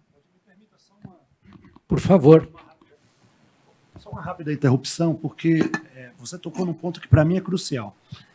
Você falou que o acordo de leniência não deve ser tratado como algo que prioritariamente deve perseguir a recomposição do dano, e eu acho que isso é verdade. O problema é que os acordos de leniência que nós temos no Brasil são acordos de leniência em que você tem série de atos criminosos que o Ministério Público precisava alavancar a sua investigação penal e zero informação sobre o valor que foi desviado. Então, como é que você pode exigir que um órgão que tem competência constitucional, como a AGU, como o TCU, deixe de aplicar uma sanção que a lei determina que ele aplique, se o acordo de leniência não prevê uma linha sequer sobre a colaboração das empresas para a identificação do dano? Gente, vamos falar português claro. A gente, às vezes, usa um jogo de palavras que esconde o principal. As empresas quiseram convencer a sociedade brasileira de que pagaram propina para conseguir os contratos. E depois que conseguiram, ficaram honestas. Elas não pagaram mais propina nenhuma para conseguir aditivos, para conseguir preços, cobrar preços que todos sabem que estavam fora dos valores de referência. Então, é evidente que havia superfaturamento, sim. E as empresas foram ao Ministério Público e disseram, não houve nada de superfaturamento. E o Ministério Público engoliu isso. Essa que é a verdade. Agora, Bem, Bruno, quem extorquiu também deveria ser cobrado, não? Isso eu deixo para o... Até porque você precisa primeiro identificar todo mundo que extorquiu para cobrar. Porque o que você tem até o momento são empresas que confessaram. Eu acho que eu atingi o objetivo do seminário. O debate está esquentando, Bruno. Mas, assim, eu não tenho divergência na nossa visão. O que eu discuto aqui é se o acordo de leniência, o ambiente negocial, ele é adequado para fixar parâmetros de reparação do dano. O que seria desejável? No processo de compliance, a empresa identifica um ato lesivo, investiga, colabora com as autoridades, vai lá espontaneamente colabora. Talvez esse tenha sido um defeito, um dos poucos defeitos na regulamentação da lei. Eu acho que nós poderíamos ter dado um peso maior à espontaneidade, que hoje vale 2 pontos percentuais da multa. Poderíamos ter dado um percentual maior, de forma que uma multa já chegasse ao valor mínimo, se há uma declaração espontânea, porque isso vai acontecer. Nós não vamos eliminar a corrupção. Os programas de integridade, eles vão permitir que a gente identifique, que a gente investigue, que a gente responsabilize. Chega no final do dia, outro dia, falando para conselheiros independentes, queriam saber qual é o nível de responsabilidade do conselheiro. As empresas estão em dúvida. Apuraram, fizeram um trabalho, o dever de casa, punir o seu agente que cometeu um desvio, porque às vezes não é do conhecimento do conselho. Pagou lá a propina para um agente para sair uma certidão que às vezes era até direito da empresa. E qual é a minha responsabilidade como conselheiro? Eu tenho que colaborar? Claro que tem. Você pode ser responsabilizado depois. Mas o grande problema é, mas com quem? E o que vai ser cobrado de mim? Eu já apurei, já... Então, na lógica da empresa, ela apura e vai lá e devolve. Não é? Pode ter uma sanção adicional? A sanção está estabelecida na lei anticorrupção. Tá? Então, vai lá e vai ter a multa, que eu defendo que, num caso desse, tem que ser a multa mínima. Mas não, aí nós levamos para uma negociação que é muito difícil, fixação de reparação de dano.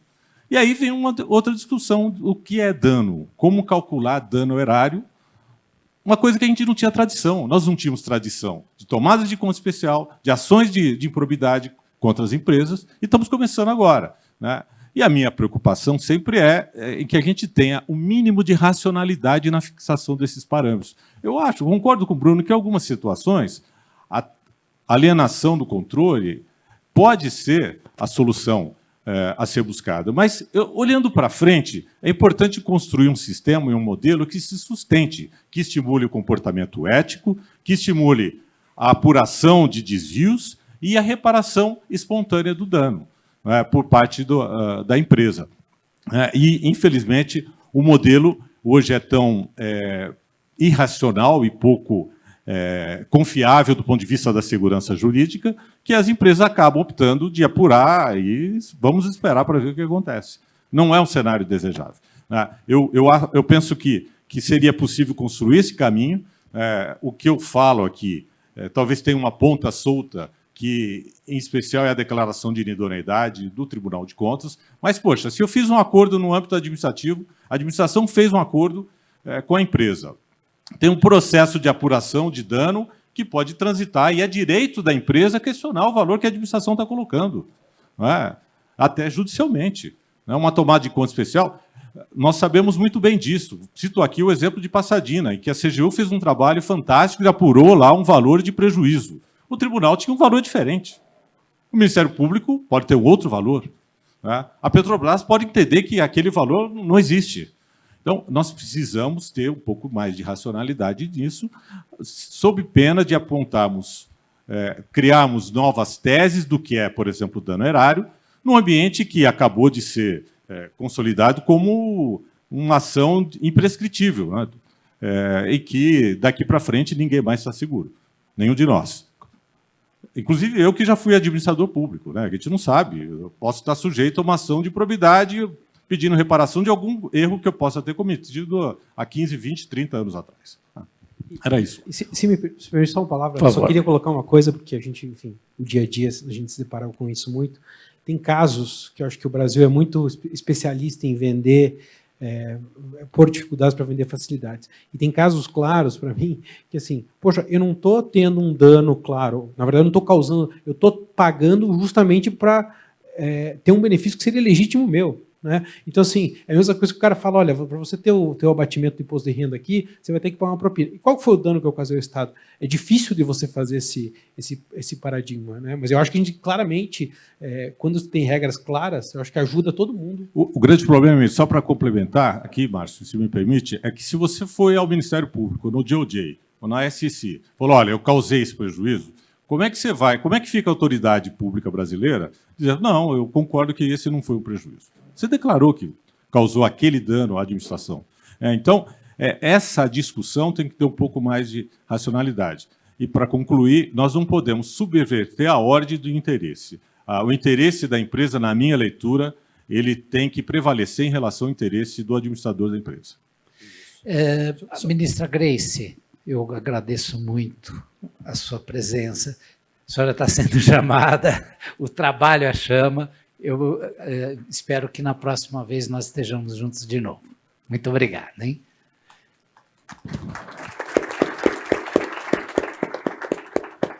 Só para a gente fazer uma observação com relação a isso que foi mencionado aqui. Ninguém nunca viu e ninguém nunca verá uma tomada de contas especial ou qualquer órgão de controle cobrar um dano por algo que é etéreo, que não. Nós estamos falando de superfaturamento de obras. Nós estamos falando de uma terraplanagem que deveria ter custado 50 milhões de reais e custou 400 milhões de reais. É disso que nós estamos falando aqui. Né? Não estou falando de um dano moral coletivo, como eventualmente alguém cobra em juízo. Não é disso que nós estamos falando, você precisa separar bem. E só para fechar o que o Valdir falou, e falou perfeitamente, Valdir, quando nós julgamos o caso de Angra 3, nós dissemos com todas as letras, naquele caso que nós declaramos a idoneidade de 4 empresas e mantivemos vivas 3 outras empresas que participaram do mesmo consórcio e que fraudaram a licitação junto com as 4 que foram declaradas idôneas. O que nós dissemos foi, fundamentalmente, que se as empresas que haviam assinado um acordo de leniência, entre aspas, novamente, com o Ministério Público, sem declinar uma linha sequer sobre superfaturamento, se elas voltassem ao Ministério Público e dissessem, olha, estão aqui as notas fiscais, eu superfaturei os contratos tais, tais e tais e tais, o valor da minha apuração é esse aqui, e eu desejo pagar, eu quero pagar em 100 anos, eu quero pagar em 200 anos. Se a empresa mostrar sinceridade na negociação, o TCU está disposto, sim, a deixar de aplicar a sanção de idoneidade. O que nós não vamos fazer é renunciar a uma competência legal, porque a lei não permite que nós façamos isso, se não houve uma colaboração com o controle externo. Houve uma colaboração apenas com a persecução penal. Então, nós estamos precisando aqui amarrar. Ok, Bruno. Eu só quero saber depois como é que vocês fazem para ir buscar o superfaturamento que foi parar na mão do agente, do bolso do agente Estado. Mas eu queria agora introduzir André Mendonça, nosso futuro advogado-geral da União, e eu acredito que eu fale em nome de todos que o conhecem, no sentido de dar parabéns pela escolha. Tá ok? Manda bala. Márcio, obrigado pelo convite, parabéns pelo evento e pela condução aqui da mesa. Saúdo a todos os colegas da mesa, aos presentes. É privilégio estar aqui com vocês e poder debater um tema tão importante. A gente está falando em relação público-privado, empresas, Estado, e com um pouco de enfoque até nos acordos de leniência. Eu queria destacar para vocês que a base fundamental do êxito dessa relação é a boa-fé entre as partes. Que as partes sejam íntegras e honestas com aquilo que estão tratando. Então, quando procurarem a AGU, quando procurarem a CGU, quando procurarem o Judiciário, sejam honestos, porque principalmente os dirigentes dessas instituições sabem as dificuldades de gerir o setor público e, portanto, da gestão do setor privado. Quando se parte desse viés de boa-fé, a busca de soluções ela se torna muito mais fácil. Porque o gestor público ele vai ter segurança de que está construindo uma solução para o bem público também. E não somente para atender interesses privados ou para atender interesses públicos ocultos e não legítimos. E essa é a primeira conversa que nós temos com todas as empresas que nos procuram quando querem tratar de acordo de leniência. Essa mesa ela tem que se basear na boa-fé. Se nós percebermos que a boa-fé está quebrada ou que há indícios de má-fé, nós vamos encerrar a mesa. Agora, enquanto houver boa-fé, tenha em nós instituições capazes e interessadas em buscar soluções consensuais. Soluções que atendam o interesse público. A grande pergunta que se faz, que eu faço, é o que é o interesse público? É um conceito jurídico indeterminado. Nós vamos ter que buscar a efetivação e a identificação desse interesse público à luz da situação concreta. E, por exemplo, quando a gente vai tratar de valores nos acordos, o interesse público é só receber 100% de tudo? Pode ser que sim. Mas antes dos acordos, quando não se podia fazer concessões, quanto que nós, tendo que perseguir 100%, recebíamos? Eu assumi o Departamento de Patrimônio e Probidade, nós recebíamos 1% em 2008. Eu saí de lá, nós recebíamos 15%. Foi tão significativo que isso foi referência na ONU e rendeu o Prêmio Inovare de Combate à Corrupção e foi referência de um relatório do Departamento de Estado norte-americano dizendo o seguinte, um novo jeito de recuperar dinheiro desviado de corrupção no mundo. 15%.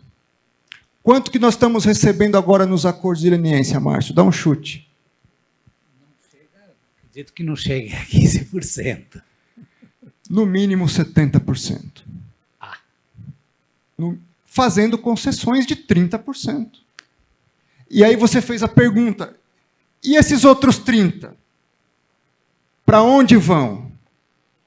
Não vai ser a empresa que vai pagar. Sabe por quê? Caso Odebrecht, mais de 150 empresas delatadas, mais de 130 agentes públicos delatados.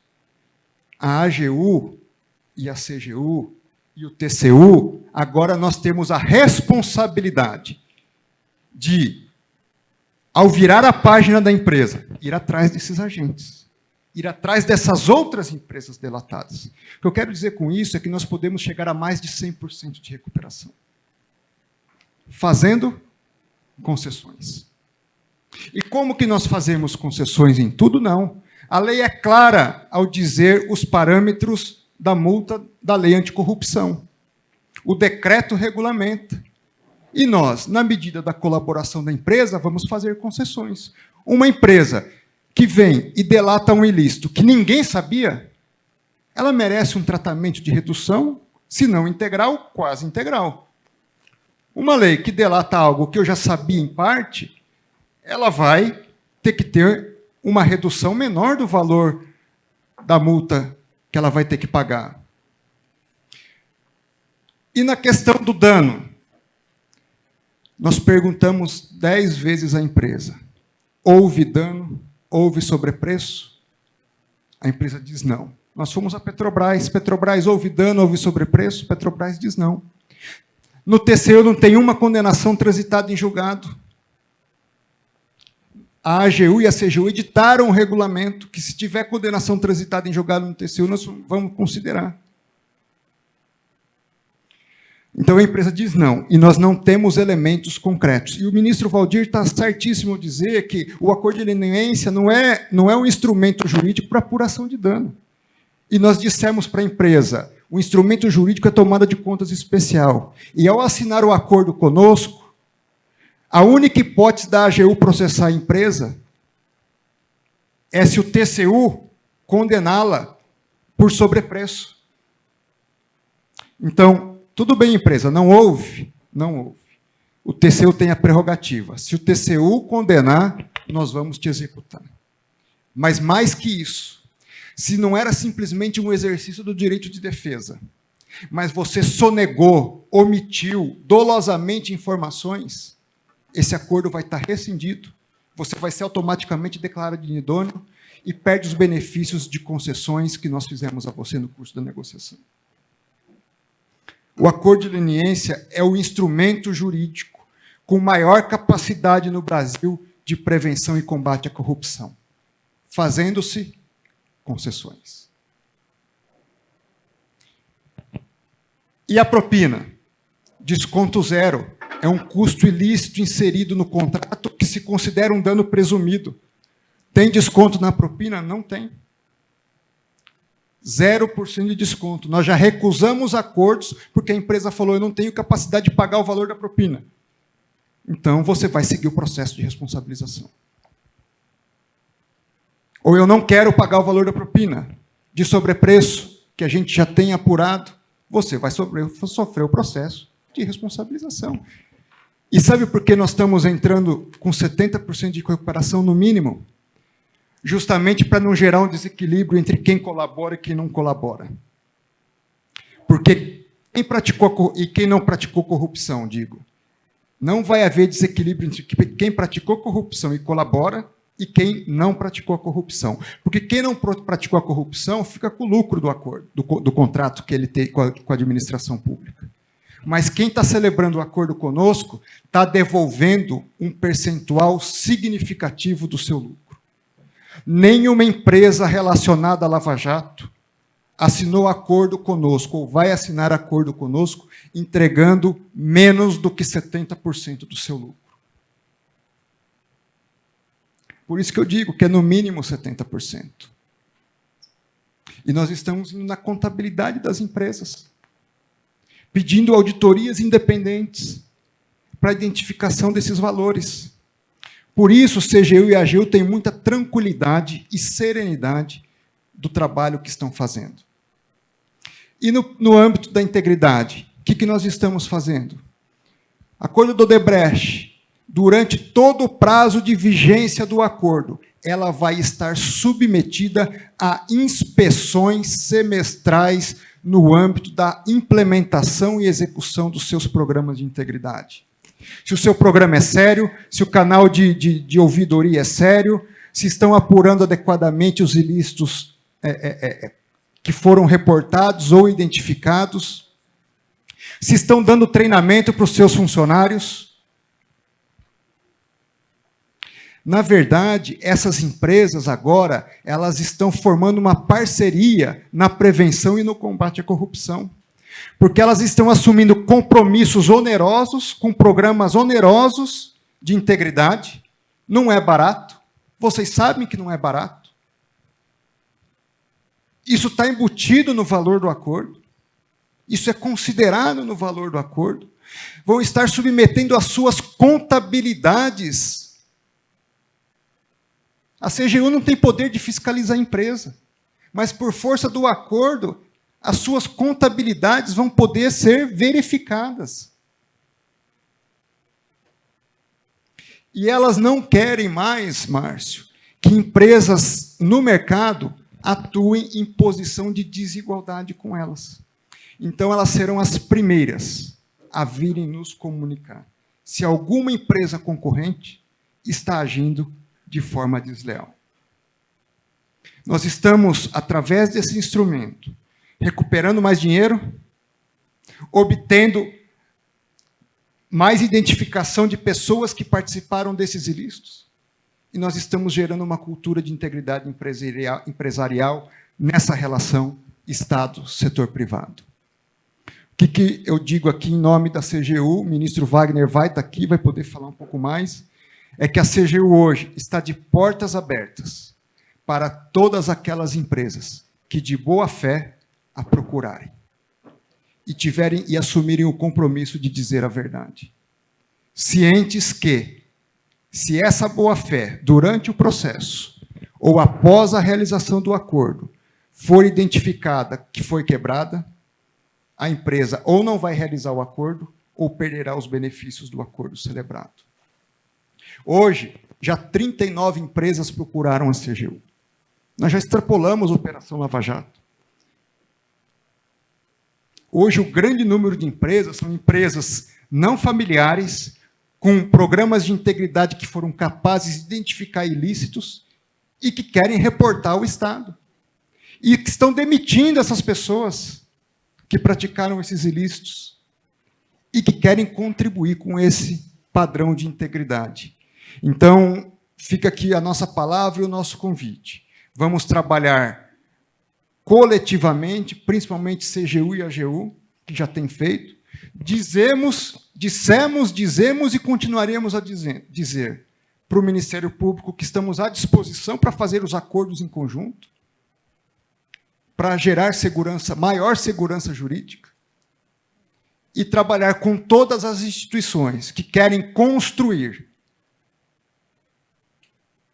no âmbito de um século XXI, que vai demandar instituições, e as instituições, Márcio, concluindo aqui, as instituições que serão relevantes no século XXI são aquelas capazes de construir consensos, fazer justiça negociada. As instituições que se quedarem burocratizando estão fadadas, na minha avaliação, a ficar ultrapassadas. Nós precisamos, num âmbito de agilidade, o que se cobra nas empresas é agilidade, o que tem que se cobrar no setor público é agilidade e eficiência. É capacidade de sentar numa mesa e, apesar das nossas diferenças, construir consensos sustentáveis juridicamente. Então, meu muito obrigado, meus parabéns, e é um prazer estar aqui com vocês.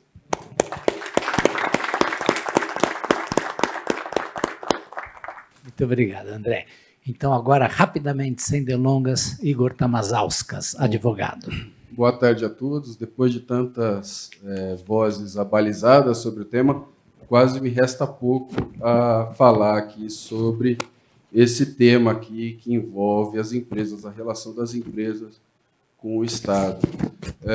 Eu vou procurar aqui colocar a perspectiva de um advogado que auxiliou algumas empresas já nesse processo de negociação, tanto com o Ministério Público Federal, quanto com o sistema AGU, CGU, supervisionado pelo Tribunal de Contas da União. Nós tivemos a oportunidade de negociar o primeiro acordo que envolveu todas essas agências. Posso dizer que a figura do Dr. André Mendonça, junto com o restante da equipe da CGU, foi fundamental para esse processo. O Dr. André Mendonça tem uma capacidade muito grande de diálogo e, como advogado que milita nessa área, a gente só pode saudar a escolha dele para próximo advogado-geral da União. Eu acredito que esse programa vai, enfim, a cada dia mais ser institucionalizado e entrar na rotina de solução desses casos de corrupção. Mas, observando a fala das pessoas que me antecederam aqui, eu procurei lembrar um pouco das abordagens do ato de corrupção, que nada mais é do que a constatação de quando essa relação público-privado desanda. Então, nós temos uma abordagem que poderia ser dita psicológica. Então, por essa abordagem, o ato de corrupção vai acontecer quando o custo da pessoa agir desonestamente é efetivamente menor que o benefício que ela auferir com o seu ato ilícito. Então, portanto, ela vai fazer o seu juízo moral, ela vai fazer o juízo de, por exemplo, ser pega e ser exposta perante a imprensa, perante a família, enfim, nas suas relações pessoais, e a partir do momento que esse custo de ser identificado o ato de corrupção for pequeno, o benefício que possível de ser oferido for maior, obviamente, o ato de corrupção pode acabar se instaurando. Há uma abordagem econômica também do fenômeno, no seguinte sentido, de que o ato de corrupção permite que se estabeleça em favor de quem age contrariamente à lei um benefício econômico indevido, seja por criar uma barreira artificial ilegal, né? É óbvio que a gente está falando, quando a gente fala de norma jurídica, a norma jurídica cria algumas barreiras à conduta humana, mas aqui o que a gente está falando de uma barreira ilegal, então vamos supor que uma determinada autoridade municipal é subornada para beneficiar que somente um ator econômico naquela cidade consiga se estabelecer, ela, a partir de um ato corrupto, ela conseguiu criar uma barreira a outros agentes econômicos. Nós temos uma abordagem jurídica do ato de corrupção, que se configura quando você verifica o estabelecimento de duas ordens jurídicas. Você tem a ordem jurídica geral, que se aplica a cada um de nós, e você tem uma ordem jurídica mais benéfica, uma ordem jurídica mais flexível, que acaba se estabelecendo em favor de quem age de uma forma ilícita. E nós temos um outro componente também da abordagem desse fenômeno, que é o componente, a abordagem do ponto de vista da democracia, da deslegitimação dos órgãos de Estado. A norma jurídica passa a ser compreendida não como uma expressão da vontade geral, mas sim como um conluio indevido entre determinados agentes econômicos e agentes políticos que estabelecem uma determinada obrigação, e isso acaba gerando questionamento para o próprio ato de autoridade. Então, o enfrentamento de todos esses aspectos do ato de corrupção pressupõe, obviamente, a adoção de medidas do ponto de vista do Estado de uma forma que venha enfrentar a cada um desses aspectos. A lei anticorrupção foi muito feliz nesse sentido, que, por exemplo, do ponto de vista que eu chamei de psicológico, ela vai ali atacar este custo, dentre outras situações, por impor uma pena extrapatrimonial, que é a obrigação da empresa punida publicar em jornais de grande circulação, na mídia, a sentença condenatória ou a decisão administrativa condenatória. Então, ela vai colocar ali uma pena extrapatrimonial que vai atacar a imagem da empresa. Então, este é um ponto importante da lei anticorrupção. Outro ponto importante é você estabelecer um paralelo entre penas elevadíssimas e a possibilidade de ter uma saída honrosa para a empresa, que é a possibilidade de fazer o acordo anticorrupção. Então, você acaba construindo, e aí passa um pouco também pela existência do sistema de compliance como abrandamento, critério de abrandamento da pena, você acaba construindo um controle em rede, que o próprio Dr. André Mendonça aqui destacou. Cada empresa acaba fiscalizando a atuação dos outros elos da cadeia comercial. Então, se o sistema de compliance de uma determinada empresa não reconhecer de seus fornecedores e clientes empresas idôneas de ambos os lados, a relação comercial não se estabelece e você acaba tendo um bloqueio, obviamente, de relações econômicas. Eu queria também, aqui, e também caminhando já para o encerramento da exposição, colocar um pouquinho a visão de advogado das etapas de uma negociação do acordo de leniência, né? Ninguém faz acordo de leniência porque quer, porque acha bonito, porque quer mudar o seu paradigma. Faz porque não tem mais jeito. Faz porque o Estado o colocou contra a parede. A empresa, normalmente, quando decide por um processo desse, é porque realmente não tem alternativa. Ela verá agentes econômicos questionando sua atuação, ela verá o Estado cada vez mais sufocando a sua atuação, então ela decide internamente partir para um processo negocial. Então, essa seria a primeira etapa da negociação do acordo de leniência. A segunda etapa seria a abordagem das autoridades. Então, o advogado que vai se apresentar ali, ele precisa ter muito cuidado nessa abordagem. Ele precisa mostrar que quem está ali não é mais aquela postura, aquela empresa que tinha postura equivocada em relação à norma. Precisa ser alguém que está mostrando uma intenção realmente de virar uma página naquilo que o Dr. André colocou, de demonstrar a boa-fé. E nessa fase, que eu acho que é muito importante, o Estado precisa fazer o seu juízo de valor, se enxerga naquele interlocutor alguém, efetivamente, que é capaz de receber a confiança para que avancem as negociações e celebrem o acordo de leniência. O Estado não pode, a cada momento, ficar se questionando se aquele acordo foi ou não bom. Se nessa fase de abordagem ele percebe uma falta de sinceridade, uma falta de boa-fé, ele deve encerrar ali a negociação. Ele não pode prosseguir para a etapa seguinte, celebrar um acordo e aí, a cada passo, voltar atrás e falar, poxa, será que o sujeito falou a verdade? Será que eu tenho se eu agir certo em fazer esse acordo? Não, o Estado brasileiro tomou a decisão e o que ele pode chegar à conclusão lá na frente, se a empresa não colaborou adequadamente, é propor a rescisão e vão se discutir se estão presentes ou não os motivos de rescisão. Agora, o que não dá é ficar efetivamente nessa insegurança em relação àquilo que foi pactuado.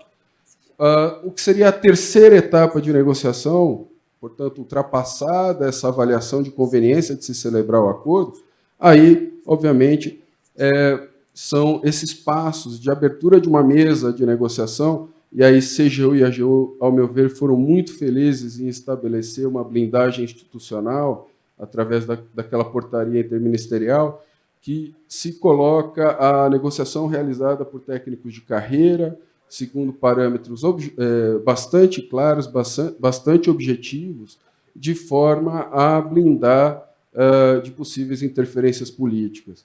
Essa discussão ela tem que ser feita da forma mais transparente possível. Como eu disse, eu participei do primeiro acordo, estamos tendo experiências posteriores agora. A visão, enquanto advogado, é que houve um ganho de aprendizado muito grande. A CGU, hoje, dispõe de modelos de apresentação de informações que vão permitir, de uma forma muito mais fácil, chegar a conclusões em relação a valores de multa, a valores de ressarcimento.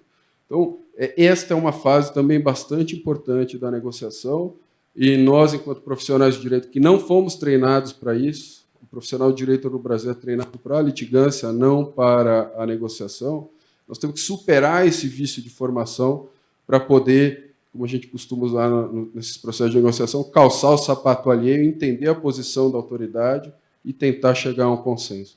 E aí a última fase da negociação é a celebração do acordo propriamente dito, que é a discussão de cláusula contratual, que também eu entendo que houve um avanço, inclusive para atender preocupações do TCU. Acordo de leniência não confere quitação de danos, então preservam-se atribuições de todos os órgãos. Isso foi muito difícil de colocar no começo para os clientes que tinham a perspectiva de assinar um contrato e encerrar de uma vez por todas as suas pendências com o Estado, mas existe uma imposição constitucional que nos obriga a fazer esse tipo de construção. Então, me parece que estamos num ganho de aprendizado, é uma escala em progressão geométrica. Eu acho que o Brasil só tem a ganhar com o estabelecimento e a consolidação desse programa de leniência. As empresas estão cada vez mais internacionais, a atitude aguardada dos agentes econômicos quando uma empresa é envolvida em ato de corrupção é a celebração de um ajuste como esse que a gente tem visto aqui no Brasil. Eu acho que cada vez mais a experiência vai nos fazer consolidar o processo e superar esse tipo de dúvidas. Muito obrigado.